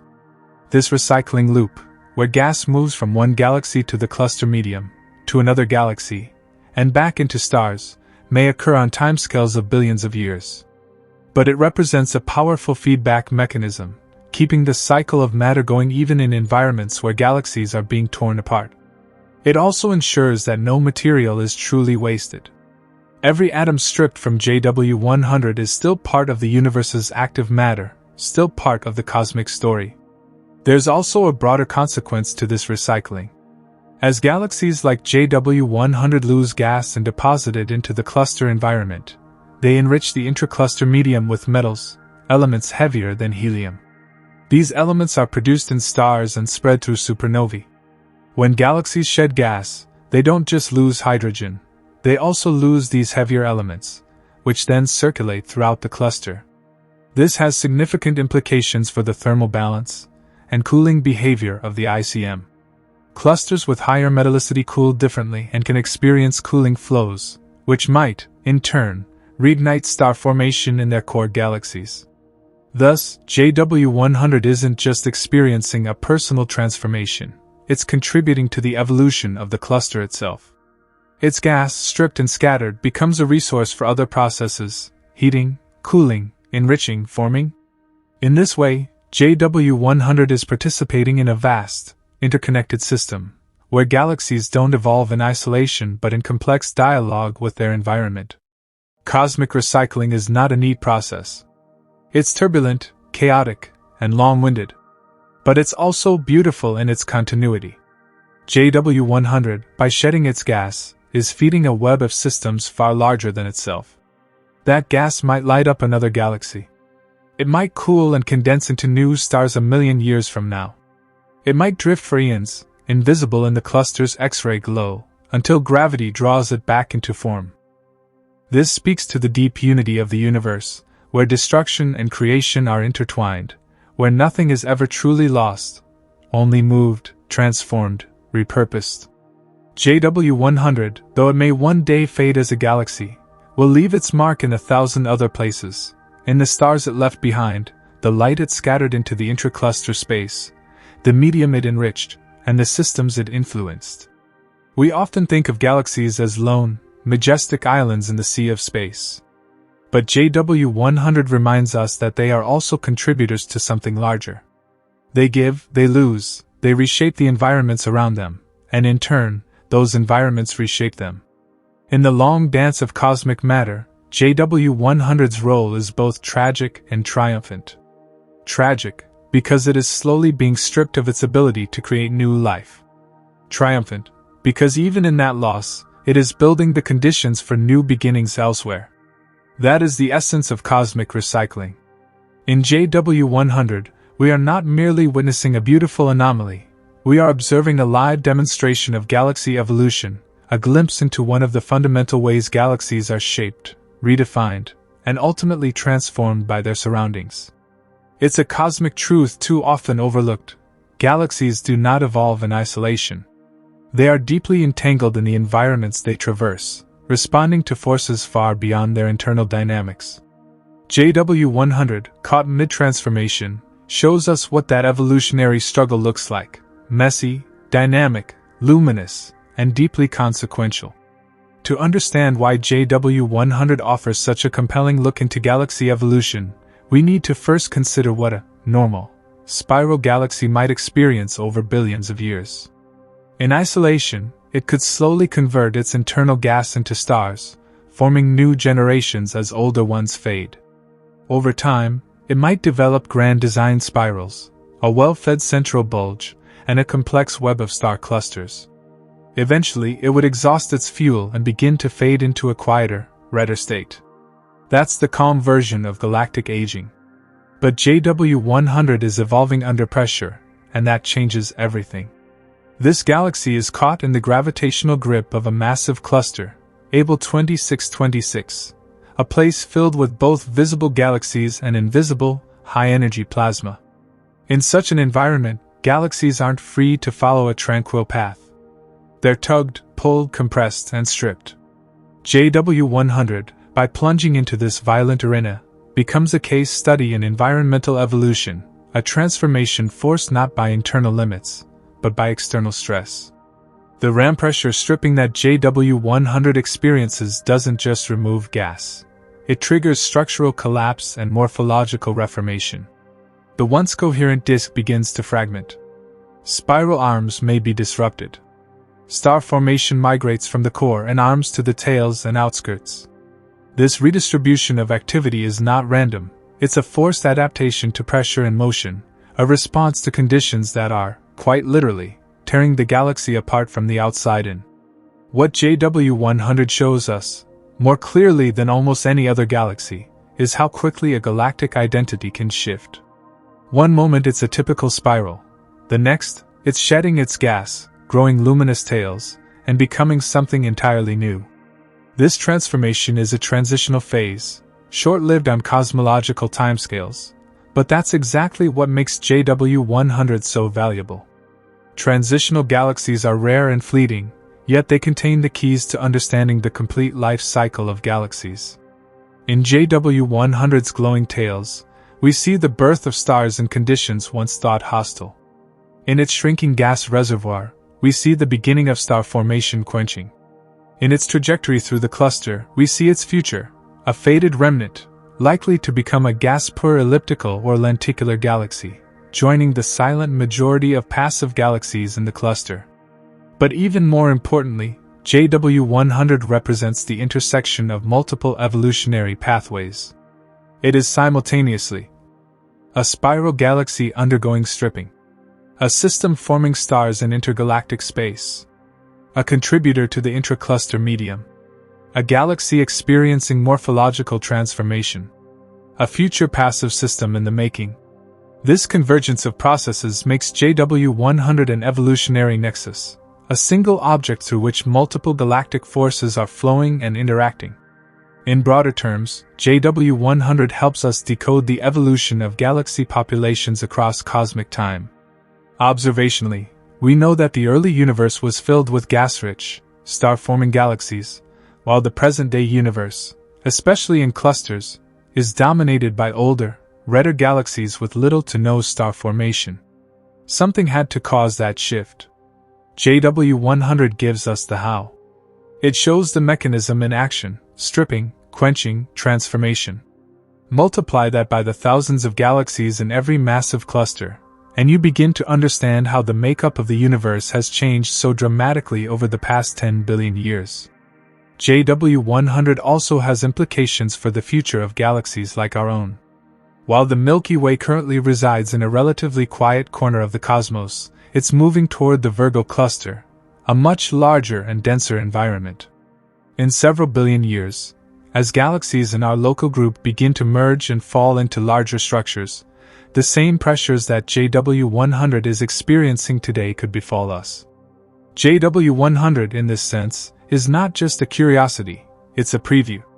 In the laboratory of the cosmos, galaxies like JW100 provide natural experiments, tests of how gas behaves under extreme pressure, how star formation responds to turbulence, how morphology evolves under stress, and how galaxies interact with their environment. These lessons are foundational to modern astrophysics, informing everything from simulations of large-scale structure to models of galaxy formation and death. What makes JW100 so rare is the clarity with which it displays these evolutionary stages. It's not just a galaxy with tails, it's a galaxy caught mid-evolution, in the act of changing its identity. It hasn't yet become the passive, gas-poor system it's destined to be, nor is it the pristine spiral it likely once was. It's in between, and in that liminal state, we can study the entire arc of transformation. And that is the true gift of JW100. It offers a glimpse, not just of one galaxy's fate, but of the fate of millions of galaxies across the universe. It reminds us that evolution isn't always peaceful or slow. Sometimes it is violent. Sometimes it is bright. Sometimes it is marked by trails of gas stretching across space, by star birth outside the disk, by a slow extinguishing of light at the core. But always it is transformation. Always it is motion. Always it is change. In the vast expanse of the cosmos, true laboratories are rare. We cannot manipulate galaxies, set up controlled experiments, or replicate intergalactic conditions in any earthly facility. But every so often, the universe does something extraordinary. It arranges a natural phenomenon so dramatic, so vivid, and so measurable that it becomes a kind of cosmic experiment playing out in real time. Jellyfish galaxies, like JW100, are exactly that. They are natural testbeds, forged by extreme forces and shaped by external pressures, offering astronomers an unprecedented opportunity to study turbulence, gas dynamics, and environmental evolution on scales that dwarf anything imaginable on Earth. The unique structure of jellyfish galaxies makes them perfect for this purpose. Unlike typical spiral or elliptical galaxies, which are often too stable or isolated to reveal much about external processes, jellyfish galaxies exist in a state of transformation. Their very morphology, trailing tendrils of stripped gas and star-forming knots extending far beyond their disks, betrays a story of intense interaction between galaxy and environment. And that interaction can be studied in detail. Let's start with turbulence. In JW100, the gas being stripped from the galaxy doesn't drift away in smooth arcs. It whips, curls, and twists, showing chaotic flows and filamentary structures. These patterns are sculpted by competing forces: the momentum of the galaxy, the pressure of the intracluster medium, gravitational tides, magnetic fields, and shockwaves from forming stars. By analyzing the motion of this gas, through spectroscopic studies of emission lines like H-alpha, astronomers can map velocity gradients, shear, and shocks.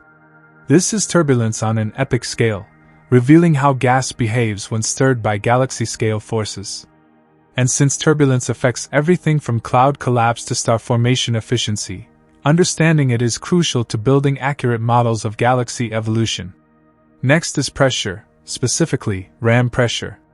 Jellyfish galaxies offer some of the clearest evidence of how this phenomenon operates. By observing how the leading edge of the galaxy is compressed and the trailing edge is evacuated, scientists can estimate the density and velocity of both the galaxy's motion and the surrounding plasma. This gives them real, empirical data to test against theoretical models. And because JW100 is still in the process of being stripped, we can see how ram pressure varies with position, how it affects different components of the galaxy, gas versus stars, and how it drives the migration of star formation from the core to the tail. Gas dynamics, how gas moves, flows, condenses, and forms stars, is perhaps the richest area of study in these galactic laboratories. The tails of JW100 are filled with molecular clouds forming far from the stabilizing influence of the galactic disk. In these chaotic environments, gas can collapse under compression from the external medium, but it must also contend with turbulence, heating, and radiation. By measuring things like line broadening, ionization states, and metallicity, researchers can track how gas cools, how quickly it forms stars, and what kinds of stars are born. This helps refine our understanding of star formation thresholds, especially in non-traditional environments.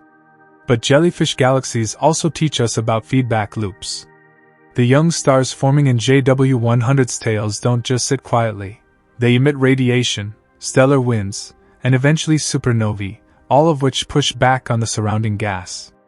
In some cases, this feedback compresses nearby gas, leading to further star formation. In others, it disperses gas, halting the process.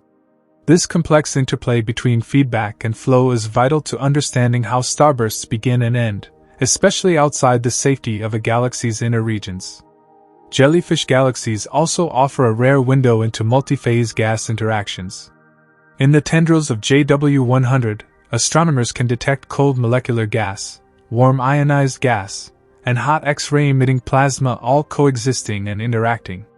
This layering of gas phases is crucial for modeling the cooling and heating cycles that determine whether stripped material can form stars or will simply fade into the intracluster medium. Observations using facilities like ALMA, Chandra, and the Hubble Space Telescope provide multi-wavelength perspectives that tie these pieces together. Beyond the astrophysical mechanics, jellyfish galaxies also inform cosmological context. By counting how many of them exist, where they appear in clusters, and how long they remain in their jellyfish phase, researchers can infer how common environmental stripping is, how it contributes to the overall quenching of star formation in clusters, and how galaxy populations evolve from blue and star forming to red and passive over time. JW100 is part of a broader puzzle, each jellyfish galaxy a data point in the story of cosmic maturation. Simulations are another area where jellyfish galaxies prove invaluable. Researchers use high-resolution cosmological models to recreate galaxies like JW100 under specific conditions, varying velocity, density, angle of motion, and cluster environment. By comparing these models to real data, they fine-tune their understanding of hydrodynamic interactions, star formation laws, and feedback physics. The better the models match reality, the more we trust them to explain not just JW100, but the entire universe of galaxy behavior. But perhaps the most profound insight jellyfish galaxies offer is how dynamic galaxies truly are. We often think of them as static spirals or ellipses, slowly drifting through space. Jellyfish galaxies shatter that image. They are creatures of motion, vulnerable to the tides of their environment, forced to adapt and evolve. They remind us that galaxies are living systems, full of energy exchange, structural change, and environmental dependence. JW100, with its tendrils stretched across intergalactic space, is a living lab where all these forces converge. It is a theater of cosmic physics, a place where extreme conditions reveal deep truths. And as telescopes become more powerful and data more precise, JW100 and its jellyfish cousins will continue to teach us how galaxies grow, die, and are reborn in the ever-changing sea of the cosmos. The future of JW100, though still unfolding, is already written in the stars it has yet to make, and the gas it is steadily losing. Like a fire running low on fuel, JW100's brilliant blaze of star formation is only temporary. Every bright cluster forming in its stripped tendrils, every glowing nursery lit by the heat of new stars, is a sign not only of present activity, but of eventual stillness. Over time, if the gas loss continues, as all signs suggest it will, JW100 faces a quiet, irreversible transformation. From a vibrant, active spiral, it will become a faded, passive galaxy, a shell of its former self. This transformation isn't a single, abrupt event. It happens gradually, but with unrelenting momentum. First, the outer disk loses its gas, stripped by the invisible force of ram pressure, as the galaxy cuts through the intracluster medium. That's already happening. The long tendrils stretching behind JW100 are visible evidence that this process is well underway. As the outer gas is swept away, star formation in the outer arms dwindles, and the galaxy begins to shrink inward, not in size, but in vitality. Next, the inner regions begin to suffer. Though more tightly bound by gravity, the gas in these regions is still vulnerable. Over time, interactions, turbulence, and continued pressure can dislodge even the more resilient central gas. JW100 may still have a few active regions near its core, but as that fuel is consumed or stripped, the central star formation rates will begin to decline as well.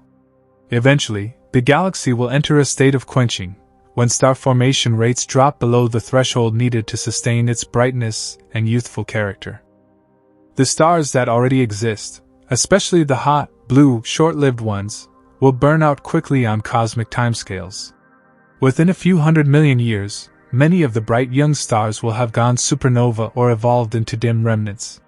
What will remain are the older, redder stars, long-lived and low energy. Without new stars to replenish the population, JW100's light will shift toward the red end of the spectrum, a hallmark of passive, quiescent galaxies. Its spiral arms, once lined with bright knots of star-forming gas, will begin to fade. The dust lanes will dissipate. The structure may remain for a time, but without the contrast provided by bright star clusters and gas clouds, the definition will soften.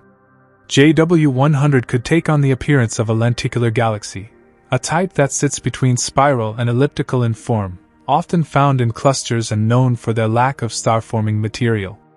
In time, even the spiral features may dissolve, leaving behind something smooth, featureless, and quiet. But the fading light is only part of the story. JW100's fate is also marked by its changing role within the galaxy cluster. Once a dynamic participant in the cluster's ecology, actively shedding gas, creating stars, contributing to the intracluster medium, it will become a static object, more a relic than a contributor. It will still orbit within the gravitational confines of Abell 2626, but with no gas to shed and no stars to form, its evolutionary arc will plateau. There's also the question of structural survival. Galaxies and clusters often endure gravitational encounters, close passes, or even collisions with other galaxies. These can further distort, or even destroy fragile systems. JW100, already weakened by gas loss, could become more susceptible to tidal forces, potentially leading to further morphological disruption, stripping of stars, or even partial dissolution into the cluster's intracluster light. In the far future, billions of years from now, JW100 could be nothing more than a faint smear of stars, loosely bound, dimly glowing, and chemically frozen in the state it reached at the height of its transformation. It will no longer have the means to change, grow, or respond to its environment. In that way, JW100's fate is not unlike that of countless other galaxies in rich clusters. Its future is not exceptional, it's illustrative. JW100 is showing us how galaxies die, not in explosive cataclysms, but in slow, drawn-out acts of starvation and stillness. And yet, even in that silence, JW100 will leave behind a legacy. The stars it has cast into the cluster, those born in its tendrils, will live on, orbiting independently, contributing to the cluster's diffuse light. Some may be captured by other galaxies, or eventually merge into new systems.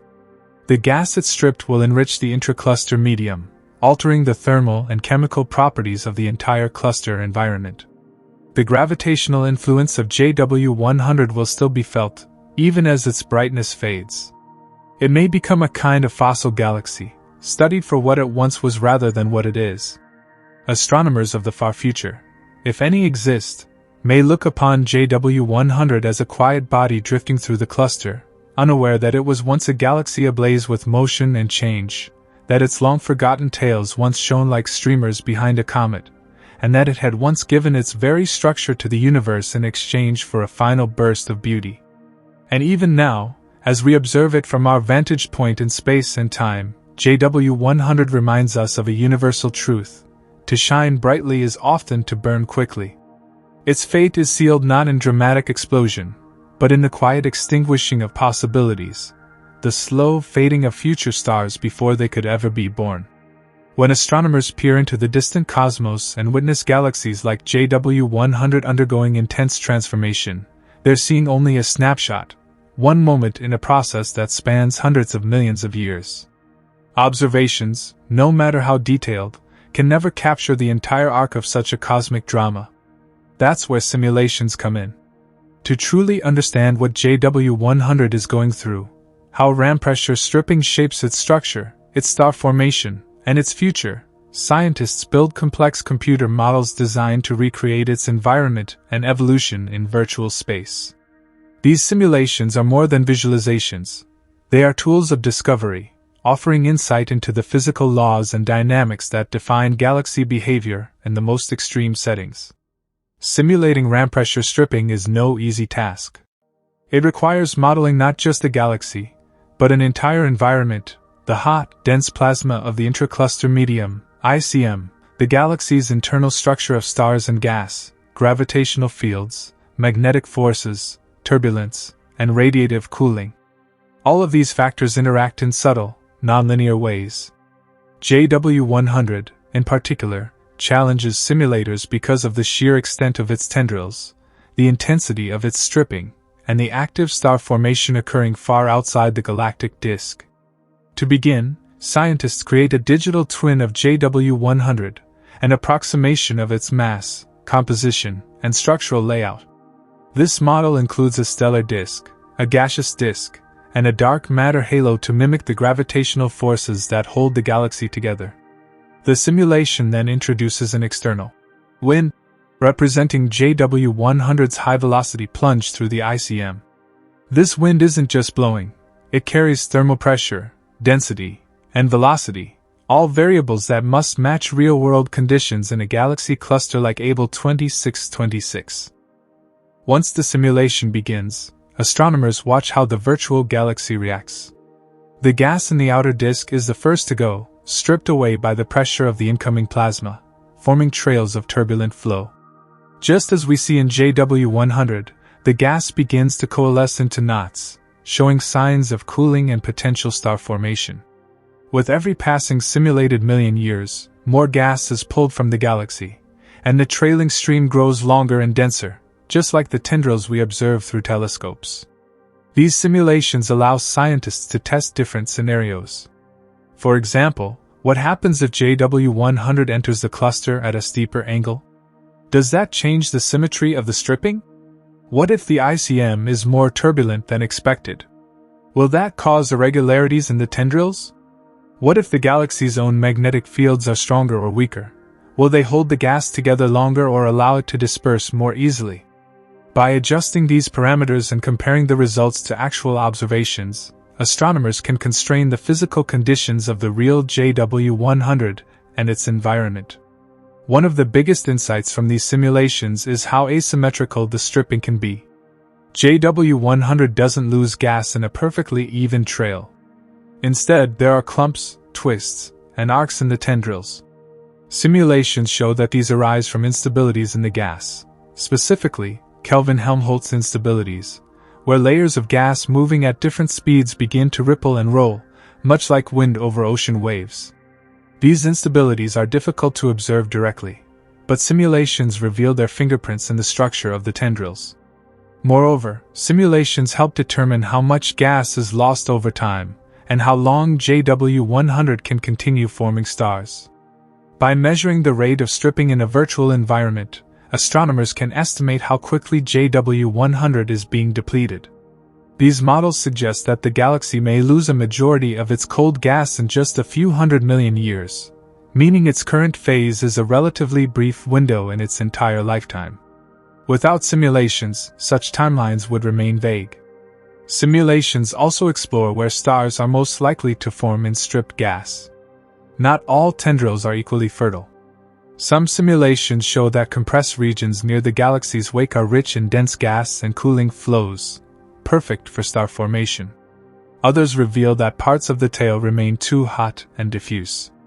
By studying these outcomes, astronomers better understand why JW100 star formation appears patchy, with glowing regions interspersed among darker, gas-rich zones. Another important discovery from simulations is how galactic rotation and structure affect the stripping. A galaxy with a more prominent bulge or thicker disk may resist stripping in certain directions. In JW100's case, simulations help identify which parts of the disk were most vulnerable, and whether its current structure results from past interactions or its internal makeup. These virtual experiments also extend to long-term evolution. Once JW100 has been stripped, what will its structure look like? Will the remaining gas collapse inward to form a compact core of star formation? Will it develop a lenticular shape? Will the stars formed in the tendrils remain gravitationally bound or drift into the cluster? Simulations offer predictive power, providing not just a reconstruction of the past, but a glimpse into JW100's future morphology. Perhaps one of the most fascinating aspects is how simulations allow us to observe invisible processes. While telescopes reveal light, simulations reveal forces, pressure gradients, temperature changes, shock fronts, and gas mixing, all invisible to the eye but critical to understanding galaxy evolution. In JW100, this means we can see how gas transitions from the cold neutral phase to warm ionized plasma, or how supernova feedback from new stars influences the structure of the tails. The insights from JW100 simulations don't just apply to one galaxy. They inform cluster-wide evolution models. If we can understand how one jellyfish galaxy evolves under specific conditions, we can extrapolate those dynamics to thousands of others, across dozens of clusters. This helps us build a universal model of how environment shapes galactic life cycles, which is one of the core questions in cosmology. And as simulations grow more sophisticated, using tools like magnetohydrodynamics, MHD, radiative transfer, and adaptive mesh refinement, they begin to match the complexity of real galaxies like never before. JW100 isn't just being observed. It's being replicated, decoded, and projected into countless possible futures. In a universe where time stretches unimaginably long and distances span across billions of light years, simulations are the only way we can compress cosmic events into a human timescale.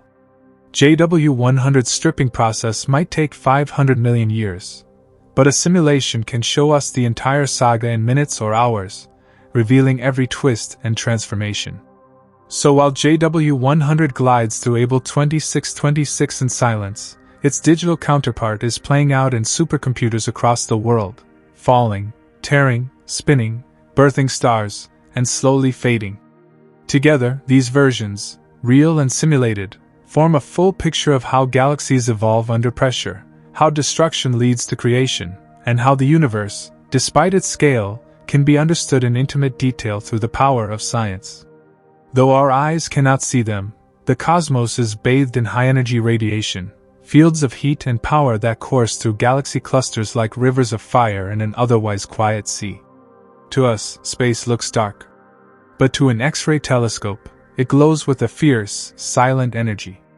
In galaxy clusters like Abell 2626, that glow isn't coming from stars or galaxies. It's coming from the intracluster medium, a vast, diffuse ocean of superheated gas, reaching temperatures of tens of millions of degrees, and radiating strongly in the X-ray spectrum. And within this medium, galaxies like JW100 are not merely drifting, they're being pushed, scrubbed, and reshaped. It is through X-ray observations that we understand how, and why. Abell 2626, JW100's cosmic neighborhood, is one of the galaxy clusters that has been studied in X-ray detail using telescopes like NASA's Chandra X-ray Observatory and ESA's XMM Newton. These instruments can detect the faint glow of the hot gas that permeates the space between galaxies. When astronomers point them toward Abell 2626, they don't see stars or spiral arms. they see a cloud of plasma enveloping the entire cluster, reaching millions of degrees Kelvin, and stretching over hundreds of thousands of light years. This is the medium JW100 is plowing through. This is the invisible sea that's stripping it bare. This hot gas is composed primarily of ionized hydrogen and helium, but it also contains traces of heavier elements, oxygen, iron, silicon, and more, seeded into the medium over billions of years by exploding stars and stripped galaxies. It is low in density, only about 1 particle per cubic centimeter, or even less, but it's enough. Because JW100 is moving at high velocities, possibly over 1,000 kilometers per second relative to the cluster core, even this sparse medium can exert a significant force on its gas. That's the essence of ram pressure stripping, and the X-ray data gives us a direct measure of its strength. By mapping the X-ray brightness and temperature distribution across the cluster, astronomers can reconstruct a pressure profile, identifying which regions of the cluster exert the most force. This helps pinpoint the zones where stripping is most likely to occur. In JW100's case, we can correlate the direction and intensity of its gas loss with the gradients in the intracluster medium's X-ray emission, revealing not only how fast it's moving, but where in the cluster it's suffering the most. Even more intriguing are the shock fronts and cavities visible in X-ray maps. These are regions where the intracluster gas has been disturbed by active galactic nuclei, AGN, galaxy mergers, or sudden pressure increases. If JW100 encounters one of these zones, it could experience episodic surges in stripping, where the gas loss isn't a steady stream but a violent burst. Some simulations even suggest that these shock zones can compress trailing gas behind a galaxy, triggering bursts of star formation within the stripped tendrils. These features, invisible in optical wavelengths, become apparent only in the X-ray realm, and they give us vital clues about why JW100's tendrils form when and where they do. Furthermore, the X-ray glow isn't uniform. It often shows cool cores, regions near the center of clusters where the gas is denser and cooler, though still millions of degrees. These regions often correlate with enhanced stripping because the pressure is higher. If JW100 is moving toward one of these cores, or passing through a high-density filament, the stripping rate would spike, dramatically accelerating the removal of gas. Again, this only becomes clear when looking at the cluster's structure through X-ray eyes. X-ray observations also help in measuring metallicity gradients across the intracluster medium. Since galaxies like JW100 are losing not just hydrogen, but heavier elements forged in previous generations of stars, the stripped gas contributes to the chemical enrichment of the cluster. Areas with higher concentrations of metals in the X-ray emitting gas often align with regions where jellyfish galaxies are most active. This reinforces the role of environmental stripping not just in shaping galaxies, but in shaping the composition of the universe on larger scales. In some clusters, we even observe long X-ray tails following stripped galaxies, plumes of hot gas trailing behind them. These tails can stretch for hundreds of thousands of light years and are a signature of ongoing, intense interaction. While JW100's tendrils are primarily visible in optical and ultraviolet light, due to the star formation happening within them, it's possible that some of its stripped gas exists in a hot, X-ray emitting state as well.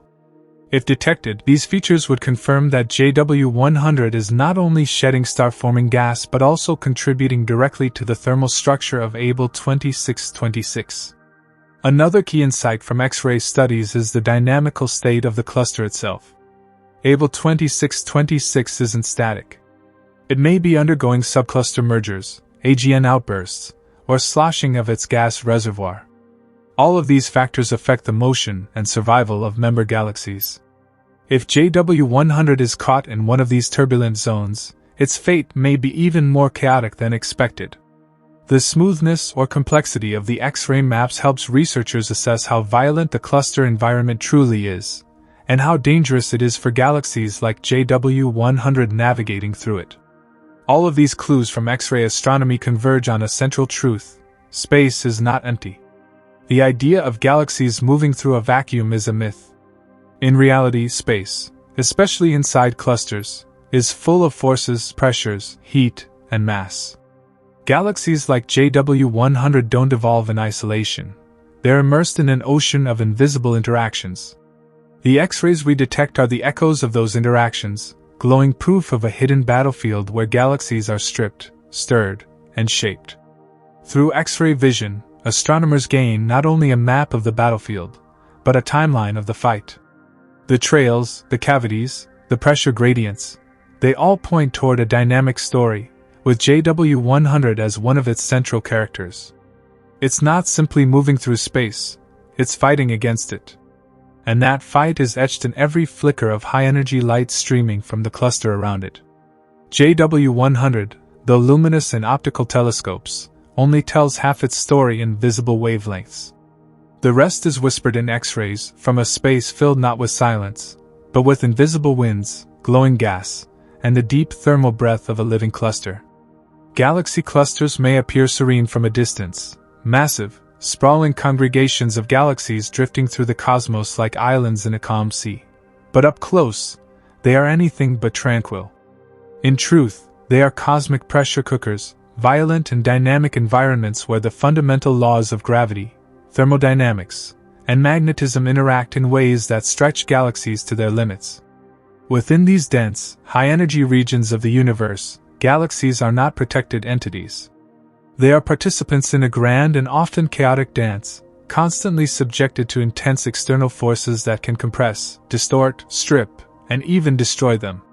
JW100 is one of countless victims in this vast celestial crucible, but also one of the most spectacularly visible examples of what such an environment can do. To understand the true nature of galaxy clusters, we need to appreciate their scale and composition. A single cluster can contain hundreds or even thousands of galaxies, bound together by their shared gravitational field. These clusters span millions of light-years across and can weigh over a quadrillion times the mass of the Sun. Yet the galaxies themselves make up only a small fraction of that mass. Most of the weight comes from dark matter, the mysterious, invisible glue that holds the cluster together, and hot, ionized gas, known as the intracluster medium, which makes up more of the cluster's observable mass than all of its stars combined. This gas isn't ordinary, it is superheated, often reaching temperatures of 10 to 100 million Kelvin, and it emits high-energy radiation in the X-ray spectrum. This is the environment that galaxies like JW100 must move through. When they do, they don't drift gently. They plunge into this dense medium at supersonic speeds, triggering shock waves, turbulence, and mechanical stripping. It's like trying to sprint through a hurricane while carrying a tank of helium balloons. The gas doesn't stay with you for long. Inside a galaxy cluster, the rules of galactic evolution change. In isolation, a galaxy may retain its gas for billions of years, slowly converting it into stars through calm, regulated processes. But in a cluster, galaxies are subjected to a barrage of influences: ram pressure stripping, tidal forces, galaxy-galaxy harassment, strangulation, and gravitational heating. Each of these mechanisms can alter a galaxy's structure, its star-forming ability, and its long-term fate. Take ram pressure stripping, for instance, the very mechanism affecting JW100. As it speeds through the cluster's dense, hot plasma, the pressure exerted on its interstellar medium can exceed the gravitational forces holding that gas to the galaxy. When that happens, gas is forcibly removed, streaming out into long tails like those we see trailing JW100. This process strips the galaxy of its primary fuel for star formation, leading to a gradual quenching of its stellar production and an eventual transformation into a passive, gas-poor system. But that's just one aspect of the cluster's violence. Tidal interactions also play a significant role. As galaxies pass close to one another, or near the gravitational center of the cluster, they experience tidal forces that can stretch and distort their shapes, pull stars and gas from their outer regions, and sometimes even trigger bursts of star formation by compressing gas in the inner disk. In extreme cases, these interactions can merge galaxies together or shred smaller galaxies entirely, leaving behind only streams of stars and dust in the intracluster space. Then there's galaxy harassment, a term used to describe the cumulative effect of many rapid, close flybys between galaxies in a cluster. These high-speed encounters may not result in direct collisions, but they exert repeated gravitational tugs, gradually destabilizing a galaxy's structure, heating its stars, and puffing it up into a more spheroidal shape. Over time, this harassment can lead to the morphological transformation of spiral galaxies into elliptical or lenticular types, especially when combined with gas loss mechanisms. Strangulation is another silent killer. When a galaxy enters a cluster, it may retain its existing cold gas, but its access to new gas from the surrounding cosmic web is cut off. Without this supply, it slowly starves, converting what gas it has into stars until it runs dry. Unlike ram pressure stripping, which is fast and dramatic, strangulation is a slow and invisible process, but no less fatal. The combined effects of these processes are visible across the population of galaxies within clusters. Observationally, clusters tend to have a higher proportion of elliptical and lenticular galaxies, gas-poor, red, and quiescent, compared to the field, where spiral, gas-rich galaxies are more common. This suggests that cluster environments transform galaxies over time, turning blue, star-forming spirals into red, dormant relics. JW100, with its spectacular stripping and tendril star formation, is simply caught mid-transformation, offering a glimpse into a process that most galaxies endure without ever showing their struggles so vividly. Galaxy clusters also host mergers on cosmic scales. Entire subclusters can collide and merge, sending shock waves through the intracluster medium and further intensifying the pressure within. These mergers are among the most energetic events in the universe, second only to the Big Bang itself. When a galaxy like JW100 finds itself in the path of such an event, the consequences are even more severe. Gas stripping is amplified, star formation is disrupted or supercharged, and tidal forces become overwhelming.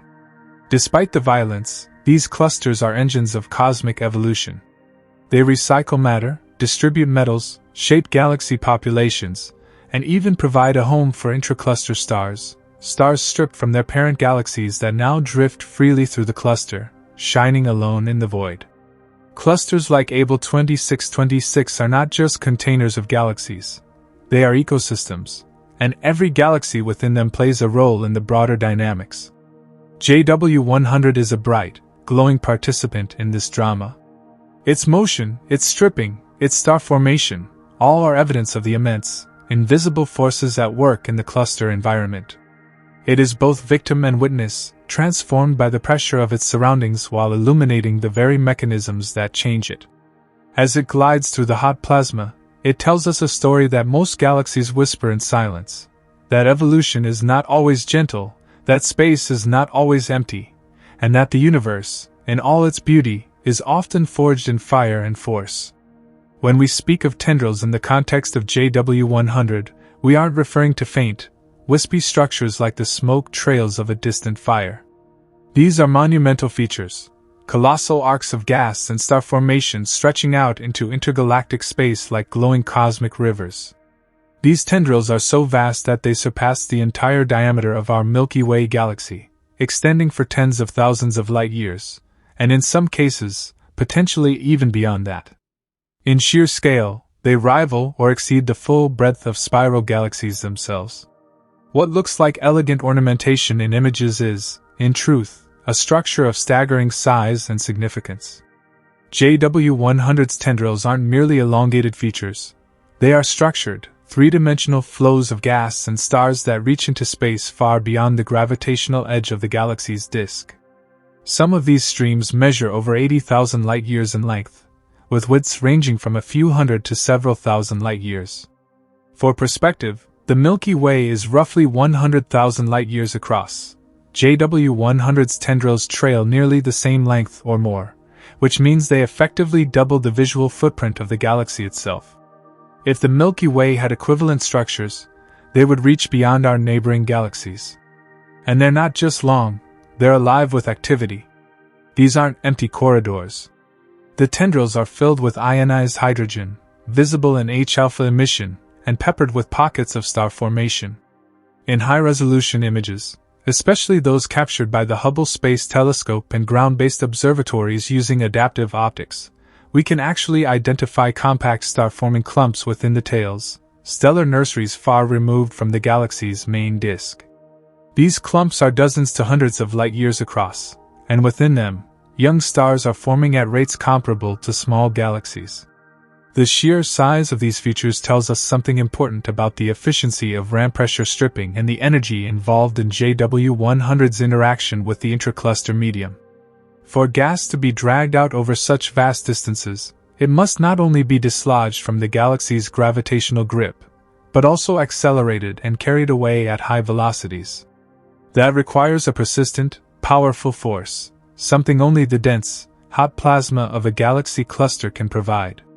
As JW100 plows through this medium, the gas is stripped away like streamers from a jet, extending and trailing behind for tens of thousands of light-years. But this also brings up another fascinating point. These tendrils don't all point in the same direction. Some arc sideways, some split, and others twist. This suggests the presence of turbulence, rotation, and possibly magnetic fields influencing the motion and stability of the stripped material.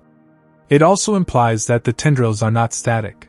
They evolve over time, changing in shape and structure as the galaxy continues to move and as different layers of gas respond to external conditions. In studying the scale of these tendrils, astronomers also gain insight into how long ago the stripping began. The length of the tendrils offers a kind of chronometer, a record of how far the gas has traveled since it was first removed from the galaxy. By estimating the velocity of the galaxy and the relative velocity of the stripped gas, scientists can work backward to determine how many millions of years the stripping has been taking place. For JW100, the lengths of the tendrils suggest that this process has been ongoing for at least hundreds of millions of years, making it a relatively long-lived and sustained interaction, rather than a brief or isolated event. Moreover, the spatial extent of the tendrils allows for something unique in galaxy studies: the isolation of star formation far from galactic interference. Normally, star formation in galaxies occurs under the influence of the galactic disk's gravity, rotation, and stellar feedback. But in JW100's tails, star formation occurs in an open, chaotic environment, far from the gravitational center. This means researchers can study how stars form in low pressure, low metallicity, and high turbulence settings, offering valuable data on the physics of star formation under extreme conditions that may resemble those of the early universe. Some tendrils show signs of fragmentation, breaking into smaller substructures with embedded star clusters. This process mirrors the way molecular clouds collapse and fragment in the disks of spiral galaxies, suggesting that the physical mechanisms driving star formation remain robust even in the wild, stretched-out environment of a tail. Yet, there's still much we don't understand about how gravity competes with external pressure in these zones, and how feedback from young stars affects the structure of the tail itself. The longer and more massive the tendril, the more complex these interactions become. Importantly, the scale of JW100's tendrils sets it apart from many other jellyfish galaxies. While stripped tails are common in clusters, few are as long, bright, and structured as those in JW100. This makes the galaxy a benchmark object for the study of jellyfish galaxies and environmental stripping. Its tendrils serve as a case study in extreme morphological transformation, and they're long enough to offer spatial resolution of multiple stages of gas removal and star formation, from freshly stripped gas near the disk to ancient star clusters in the farthest reaches of the tails. The mass contained within these tendrils is another jaw-dropping figure. They may carry away billions of solar masses worth of gas, enough to fuel entire dwarf galaxies. And indeed, some researchers speculate that stripped gas of this kind could, under the right conditions, form tidal dwarf galaxies, small, independent galaxies born not from collapsing halos of dark matter, but from the expelled material of their parent galaxies. Whether JW100's tendrils are dense and stable enough to form such structures remains to be seen, but their length and richness suggest the possibility. Finally, the visual impact of the tendrils cannot be overstated.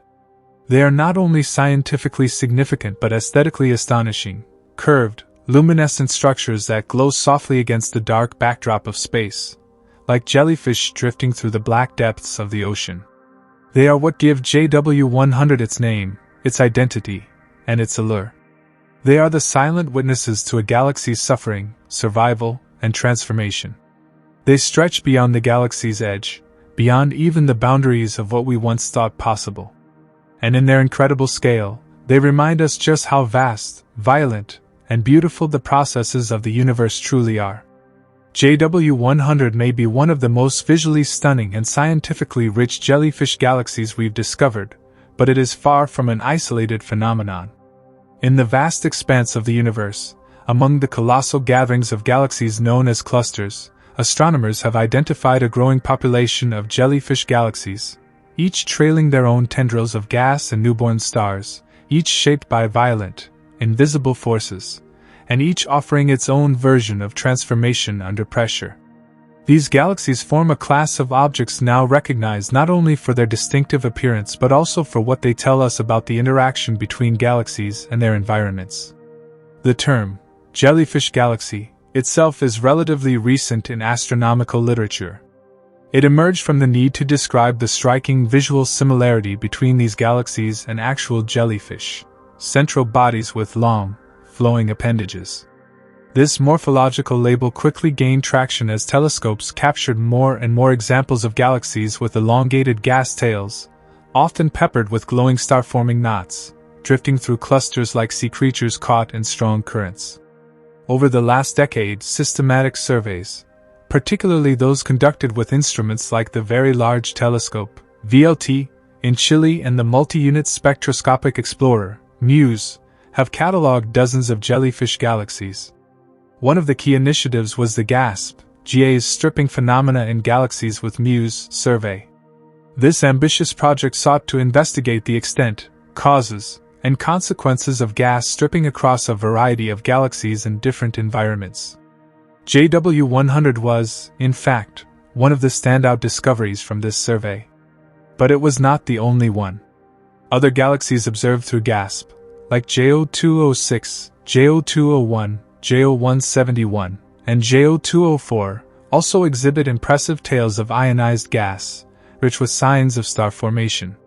Some have multiple tails fanning outward like jellyfish tentacles caught in a tidal surge, while others have a single dominant stream, sharp, focused, and glowing with intense star-forming regions. These differences in morphology reveal just how many variables can influence the outcome of environmental stripping. The speed of the galaxy, the density of the intracluster medium, the galaxy's orientation, and even its internal structure all play a role. What makes each of these galaxies fascinating is not just the presence of tendrils, but how unique each stripping signature is. In some cases, the tails are mostly gas, with little star formation, suggesting recent or ongoing stripping where the gas has not yet cooled enough to condense. In others, the tails host dozens of star-forming clumps, where newborn stars illuminate the gas around them in bright H-alpha emission. Some tails are short and stubby, ending abruptly, while others extend for tens of thousands of light-years, rivaling JW100 in length and grandeur. Take JO206, for instance. It resides in a much smaller galaxy group compared to JW100 but still displays long, well-defined tails. This shows that stripping isn't limited to massive clusters. It can occur in smaller environments, as long as the relative motion and external gas density are sufficient. JO206's tails contain dense knots of stars, and some studies even suggest the presence of tidal dwarf galaxy candidates, formed from the stripped material. Here, environmental stripping becomes not just a force of destruction but a potential mechanism of creation on a galactic scale. Another remarkable example is JO201, a galaxy whose tails show an unusually high star formation efficiency. The stars forming in its stripped gas appear to be as bright and numerous as those forming within the galaxy's disk. This raises fundamental questions. Can environmentally triggered star formation be more efficient than internal processes? Under what conditions does stripping not just suppress star formation, but enhance it, at least temporarily?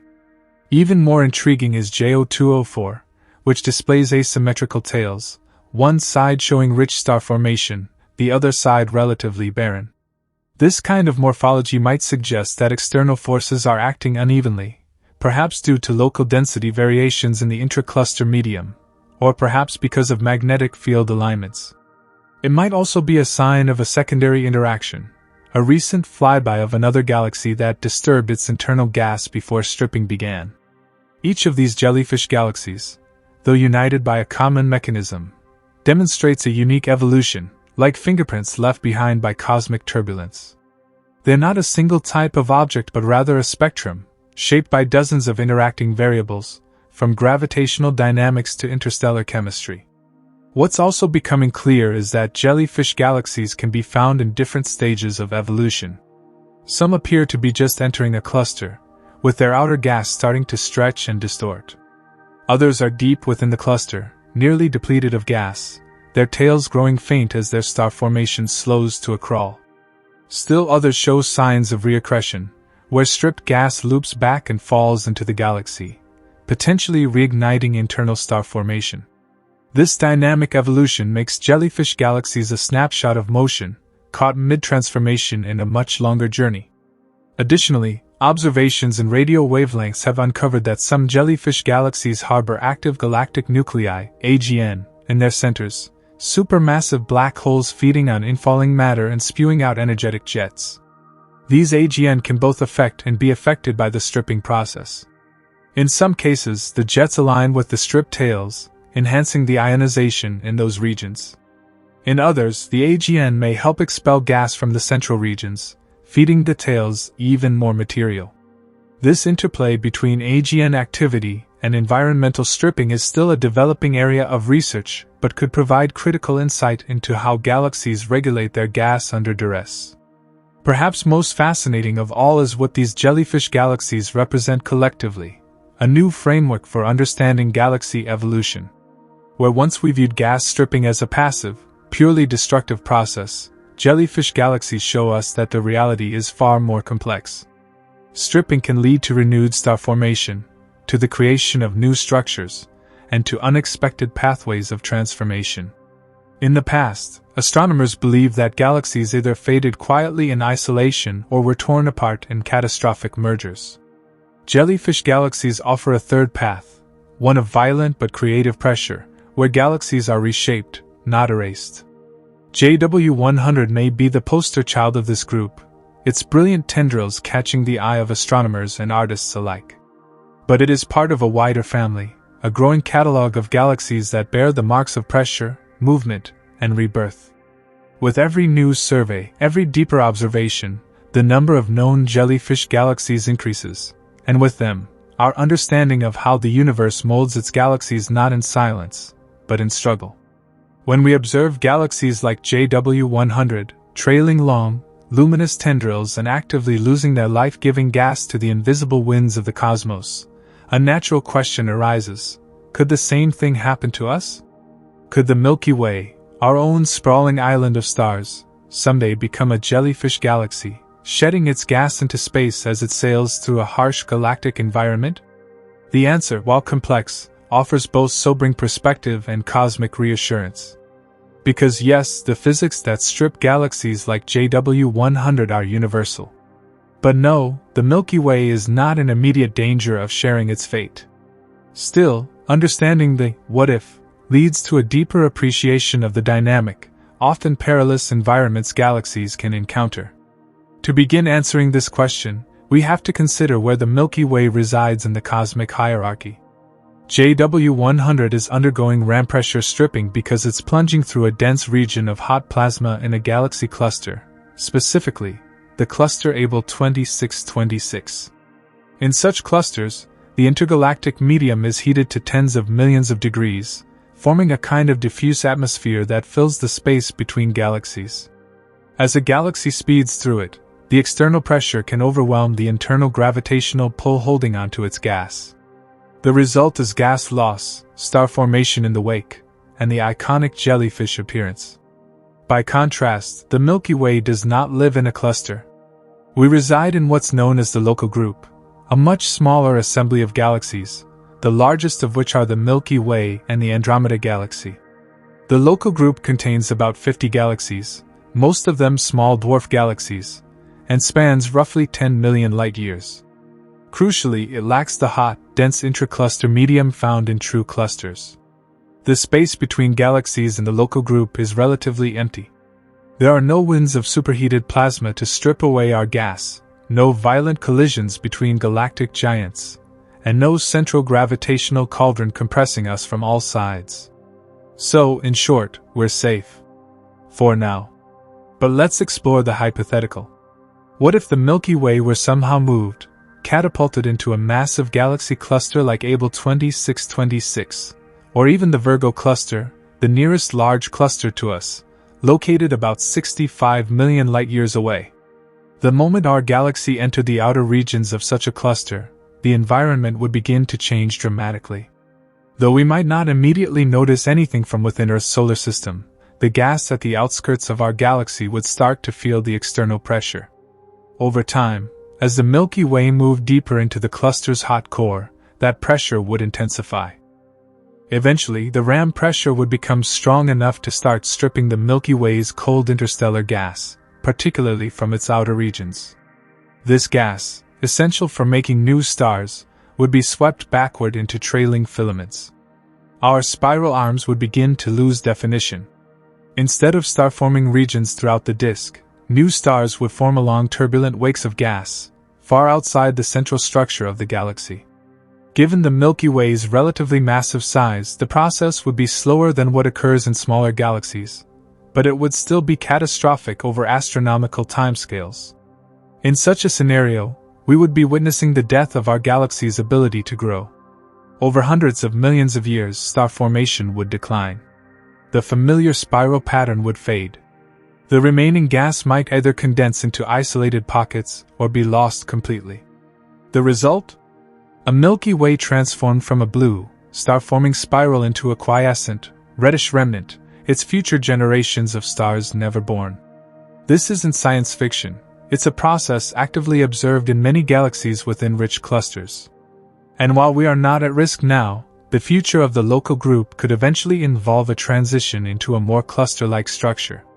In about 4 to 5 billion years, the Milky Way is predicted to collide and merge with the Andromeda Galaxy, forming a new, larger elliptical galaxy sometimes nicknamed Milkomeda.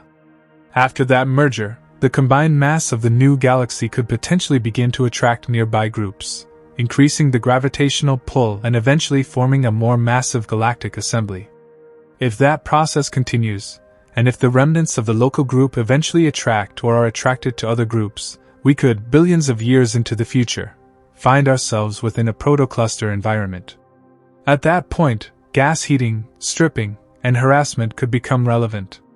Future galaxies born in that environment might face similar evolutionary pressures that jellyfish galaxies like JW100 are experiencing today. It's cosmic irony. In the distant future, the environment we're currently protected from could become one we help create. There's another angle to consider here. Even without entering a cluster, our galaxy isn't immune to internal processes that mimic stripping. For instance, feedback from supernova explosions, stellar winds, and activity from our central supermassive black hole, Sagittarius A, can push gas outward and, in some cases, eject it from the galaxy. These processes are not the same as ram pressure stripping but can have similar outcomes: loss of gas, reduction in star formation, and eventual decline in galactic vitality. In that sense, even in relative isolation, galaxies can undergo transformations driven by internal forces. But there's a crucial difference. The efficiency and scale of environmental stripping in clusters are far greater. While internal feedback affects limited regions and timescales, cluster-driven stripping can reshape an entire galaxy, quickly, forcefully, and often irreversibly. JW100 is the embodiment of that transformation, and its dramatic tendrils are evidence of a galactic life caught in violent flux. So, could the Milky Way become a jellyfish galaxy? In principle, yes, if the conditions were right, and we were plunged into the heart of a rich, X-ray luminous galaxy cluster. But in practice, it's unlikely. Our position in the cosmic web shields us from the harshest environments, at least for now. We're in a quiet neighborhood, far from the gravitational maelstrom that sculpt galaxies like JW100 into strange and luminous creatures. Still, in a universe that spans over 13 billion years of history, nothing is truly static. The forces that shaped JW100 could, in time, reach us too. For now, though, we remain observers, gazing outward from the safety of our spiral arms, watching as the jellyfish galaxies drift through cosmic oceans, their tendrils glowing with the light of transformation. In the vastness of the cosmos, it's easy to think of destruction as an end, a violent, final chapter in a galaxy's journey. But galaxies like JW100 turn that narrative on its head. They remind us that in space, as in life, endings are rarely absolute. Instead, destruction is often the beginning of something new. The tearing away of gas, the collapse of equilibrium, the unraveling of form, these are not only acts of cosmic violence, but also moments of profound transformation. They're chapters in a much larger and older story, the story of the universe reshaping itself, again and again. JW100 tells this story vividly, not just through its structure, but through its motion and energy. What appears to be the unraveling of a galaxy is also the weaving of a new tale, one written in tendrils of ionized hydrogen, in scattered clusters of newborn stars, in trails of gas stretching tens of thousands of light-years into space. These features are not just markers of loss. They are signs of resilience and rebirth, tracing the outlines of stellar nurseries born in places where stars should not exist. When we look at JW100, we are witnessing a galaxy caught in a moment of metamorphosis. Its central disk, once the sole heart of star formation, is being hollowed out. The gravitational bonds that held its gas tightly have weakened under external pressure. But the same forces stripping it down are also triggering bursts of new life. Along the wake, gas cools and condenses, forming massive clumps that ignite with stars. It is destruction and creation, simultaneous, intertwined. This paradox lies at the heart of cosmic evolution. The universe doesn't simply build up galaxies and then let them fade away. It constantly recycles, repurposes, and reinvents. A galaxy that loses its gas may contribute it to the cluster medium. That gas, in turn, might cool over eons, falling into other galaxies or forming new structures altogether. Or it may drift endlessly in intergalactic space, a ghostly remnant of a star-making era. In any of these outcomes, the past is never truly lost, it is merely transformed. JW100's story is just one voice in a larger cosmic chorus. All galaxies, whether they're spirals, ellipticals, dwarfs, or irregulars, go through life cycles. They are born from clouds of primordial gas, grow through mergers and accretions, form stars in spectacular bursts, and eventually begin to slow down, to quiet, to settle. But within those life cycles, there are disruptions, episodes that jolt galaxies out of their patterns and force them into new modes of existence.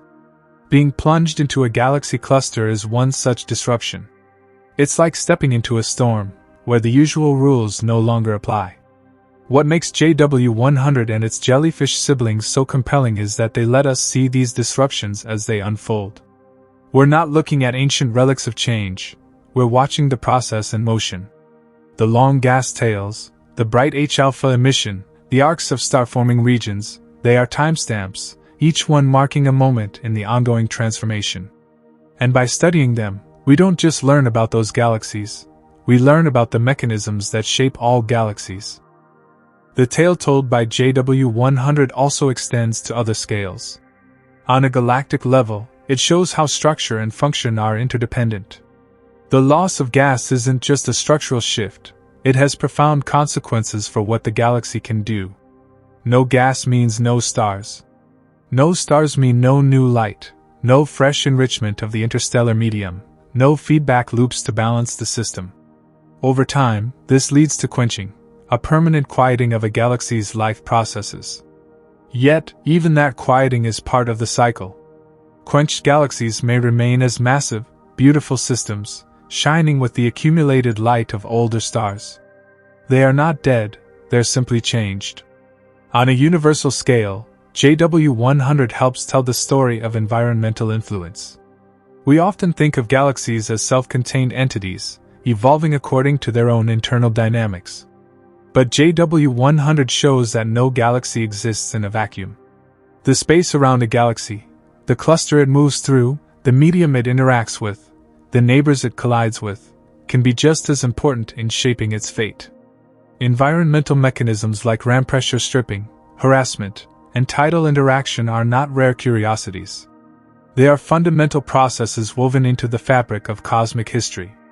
And perhaps most poetically, JW100 helps us understand the emergence of beauty from chaos. There's something hauntingly elegant about the way its gas trails curve through space, the way its star-forming regions glitter like embers in a celestial breeze. These features are not designed, they are consequences. Yet they evoke awe.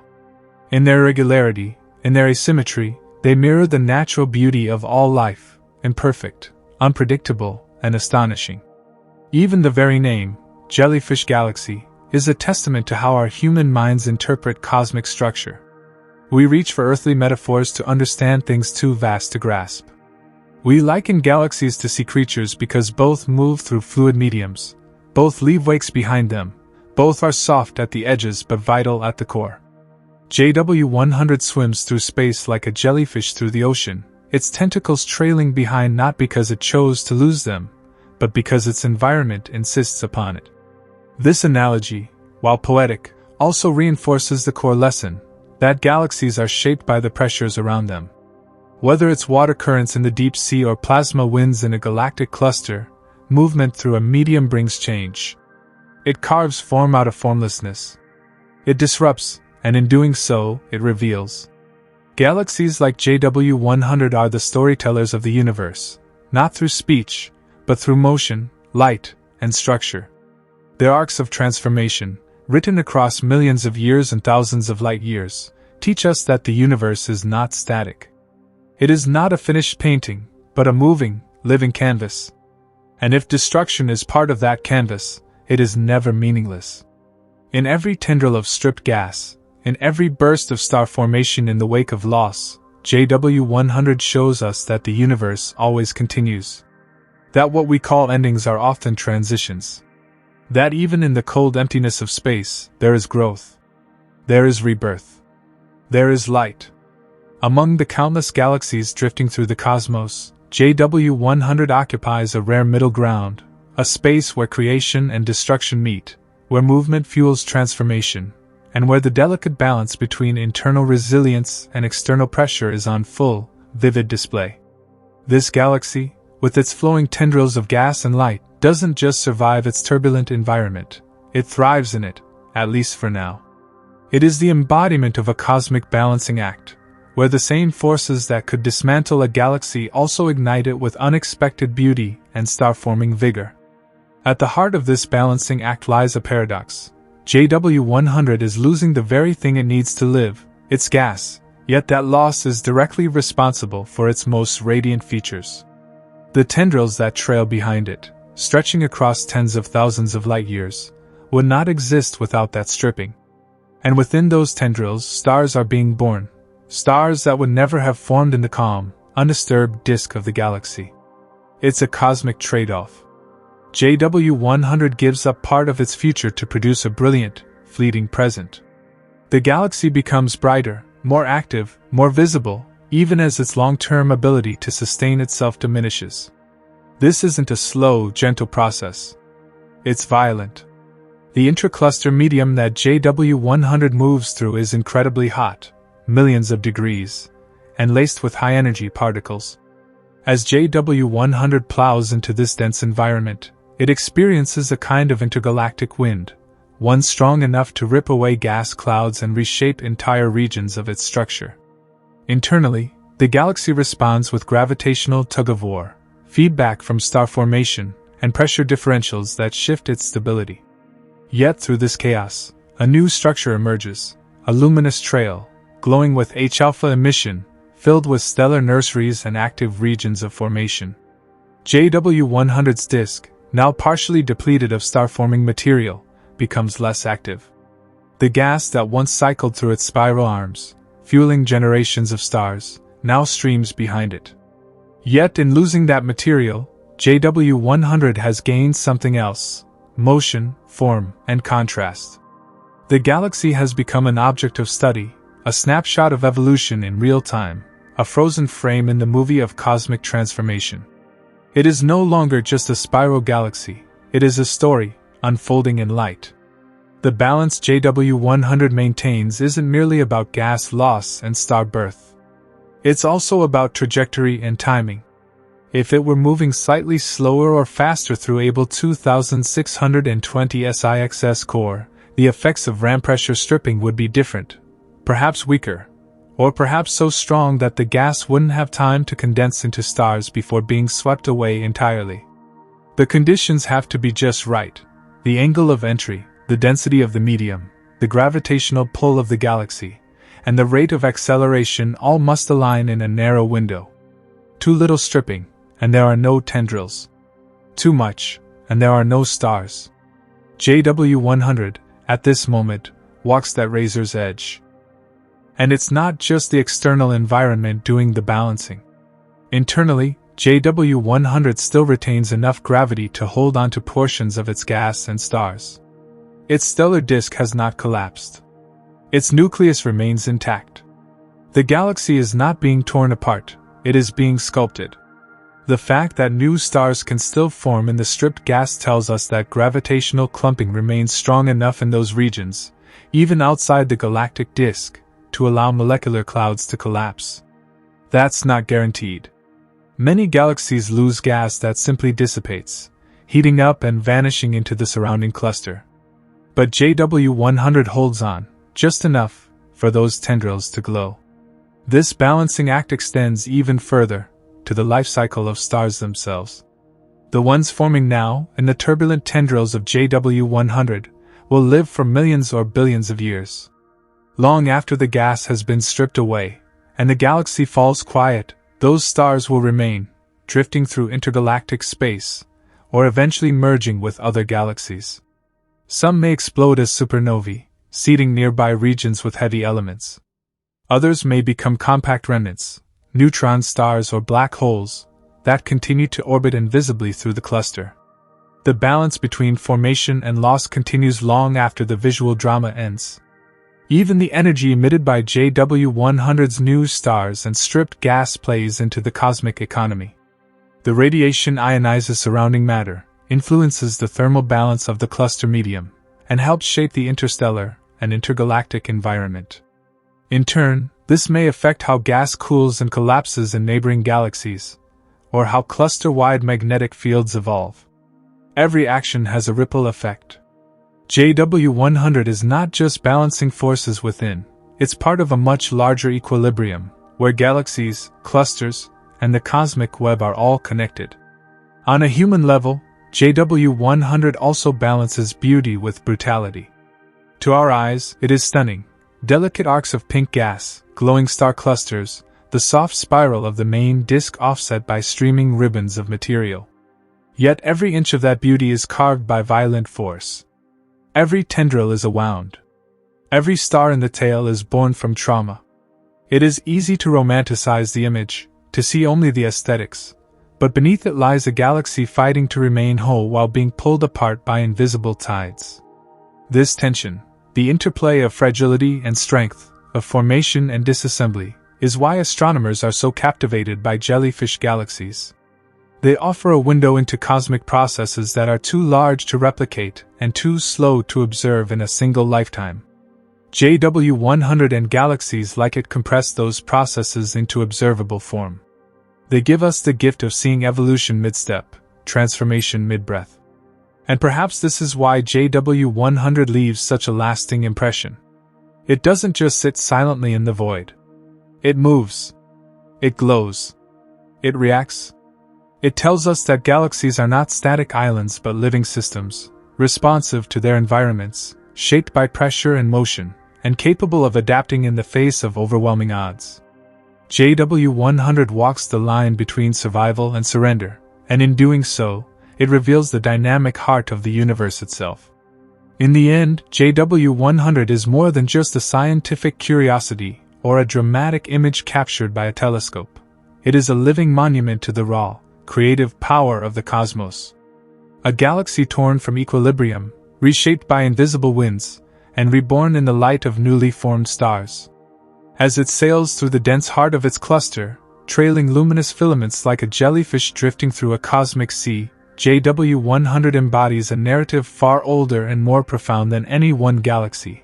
The universe builds by tearing down, creates by dismantling, and evolves through pressure, motion, and transformation. There is something hauntingly poetic in watching a galaxy unravel. And yet that unraveling is not collapse, it's creation in a new form. As JW100 loses its gas, it paints glowing trails across the sky. As it plunges through the heated plasma of Abell 2626, it carves its story into space, leaving behind ribbons of matter that tell of past structures, lost equilibrium, and new stars being born in the aftermath.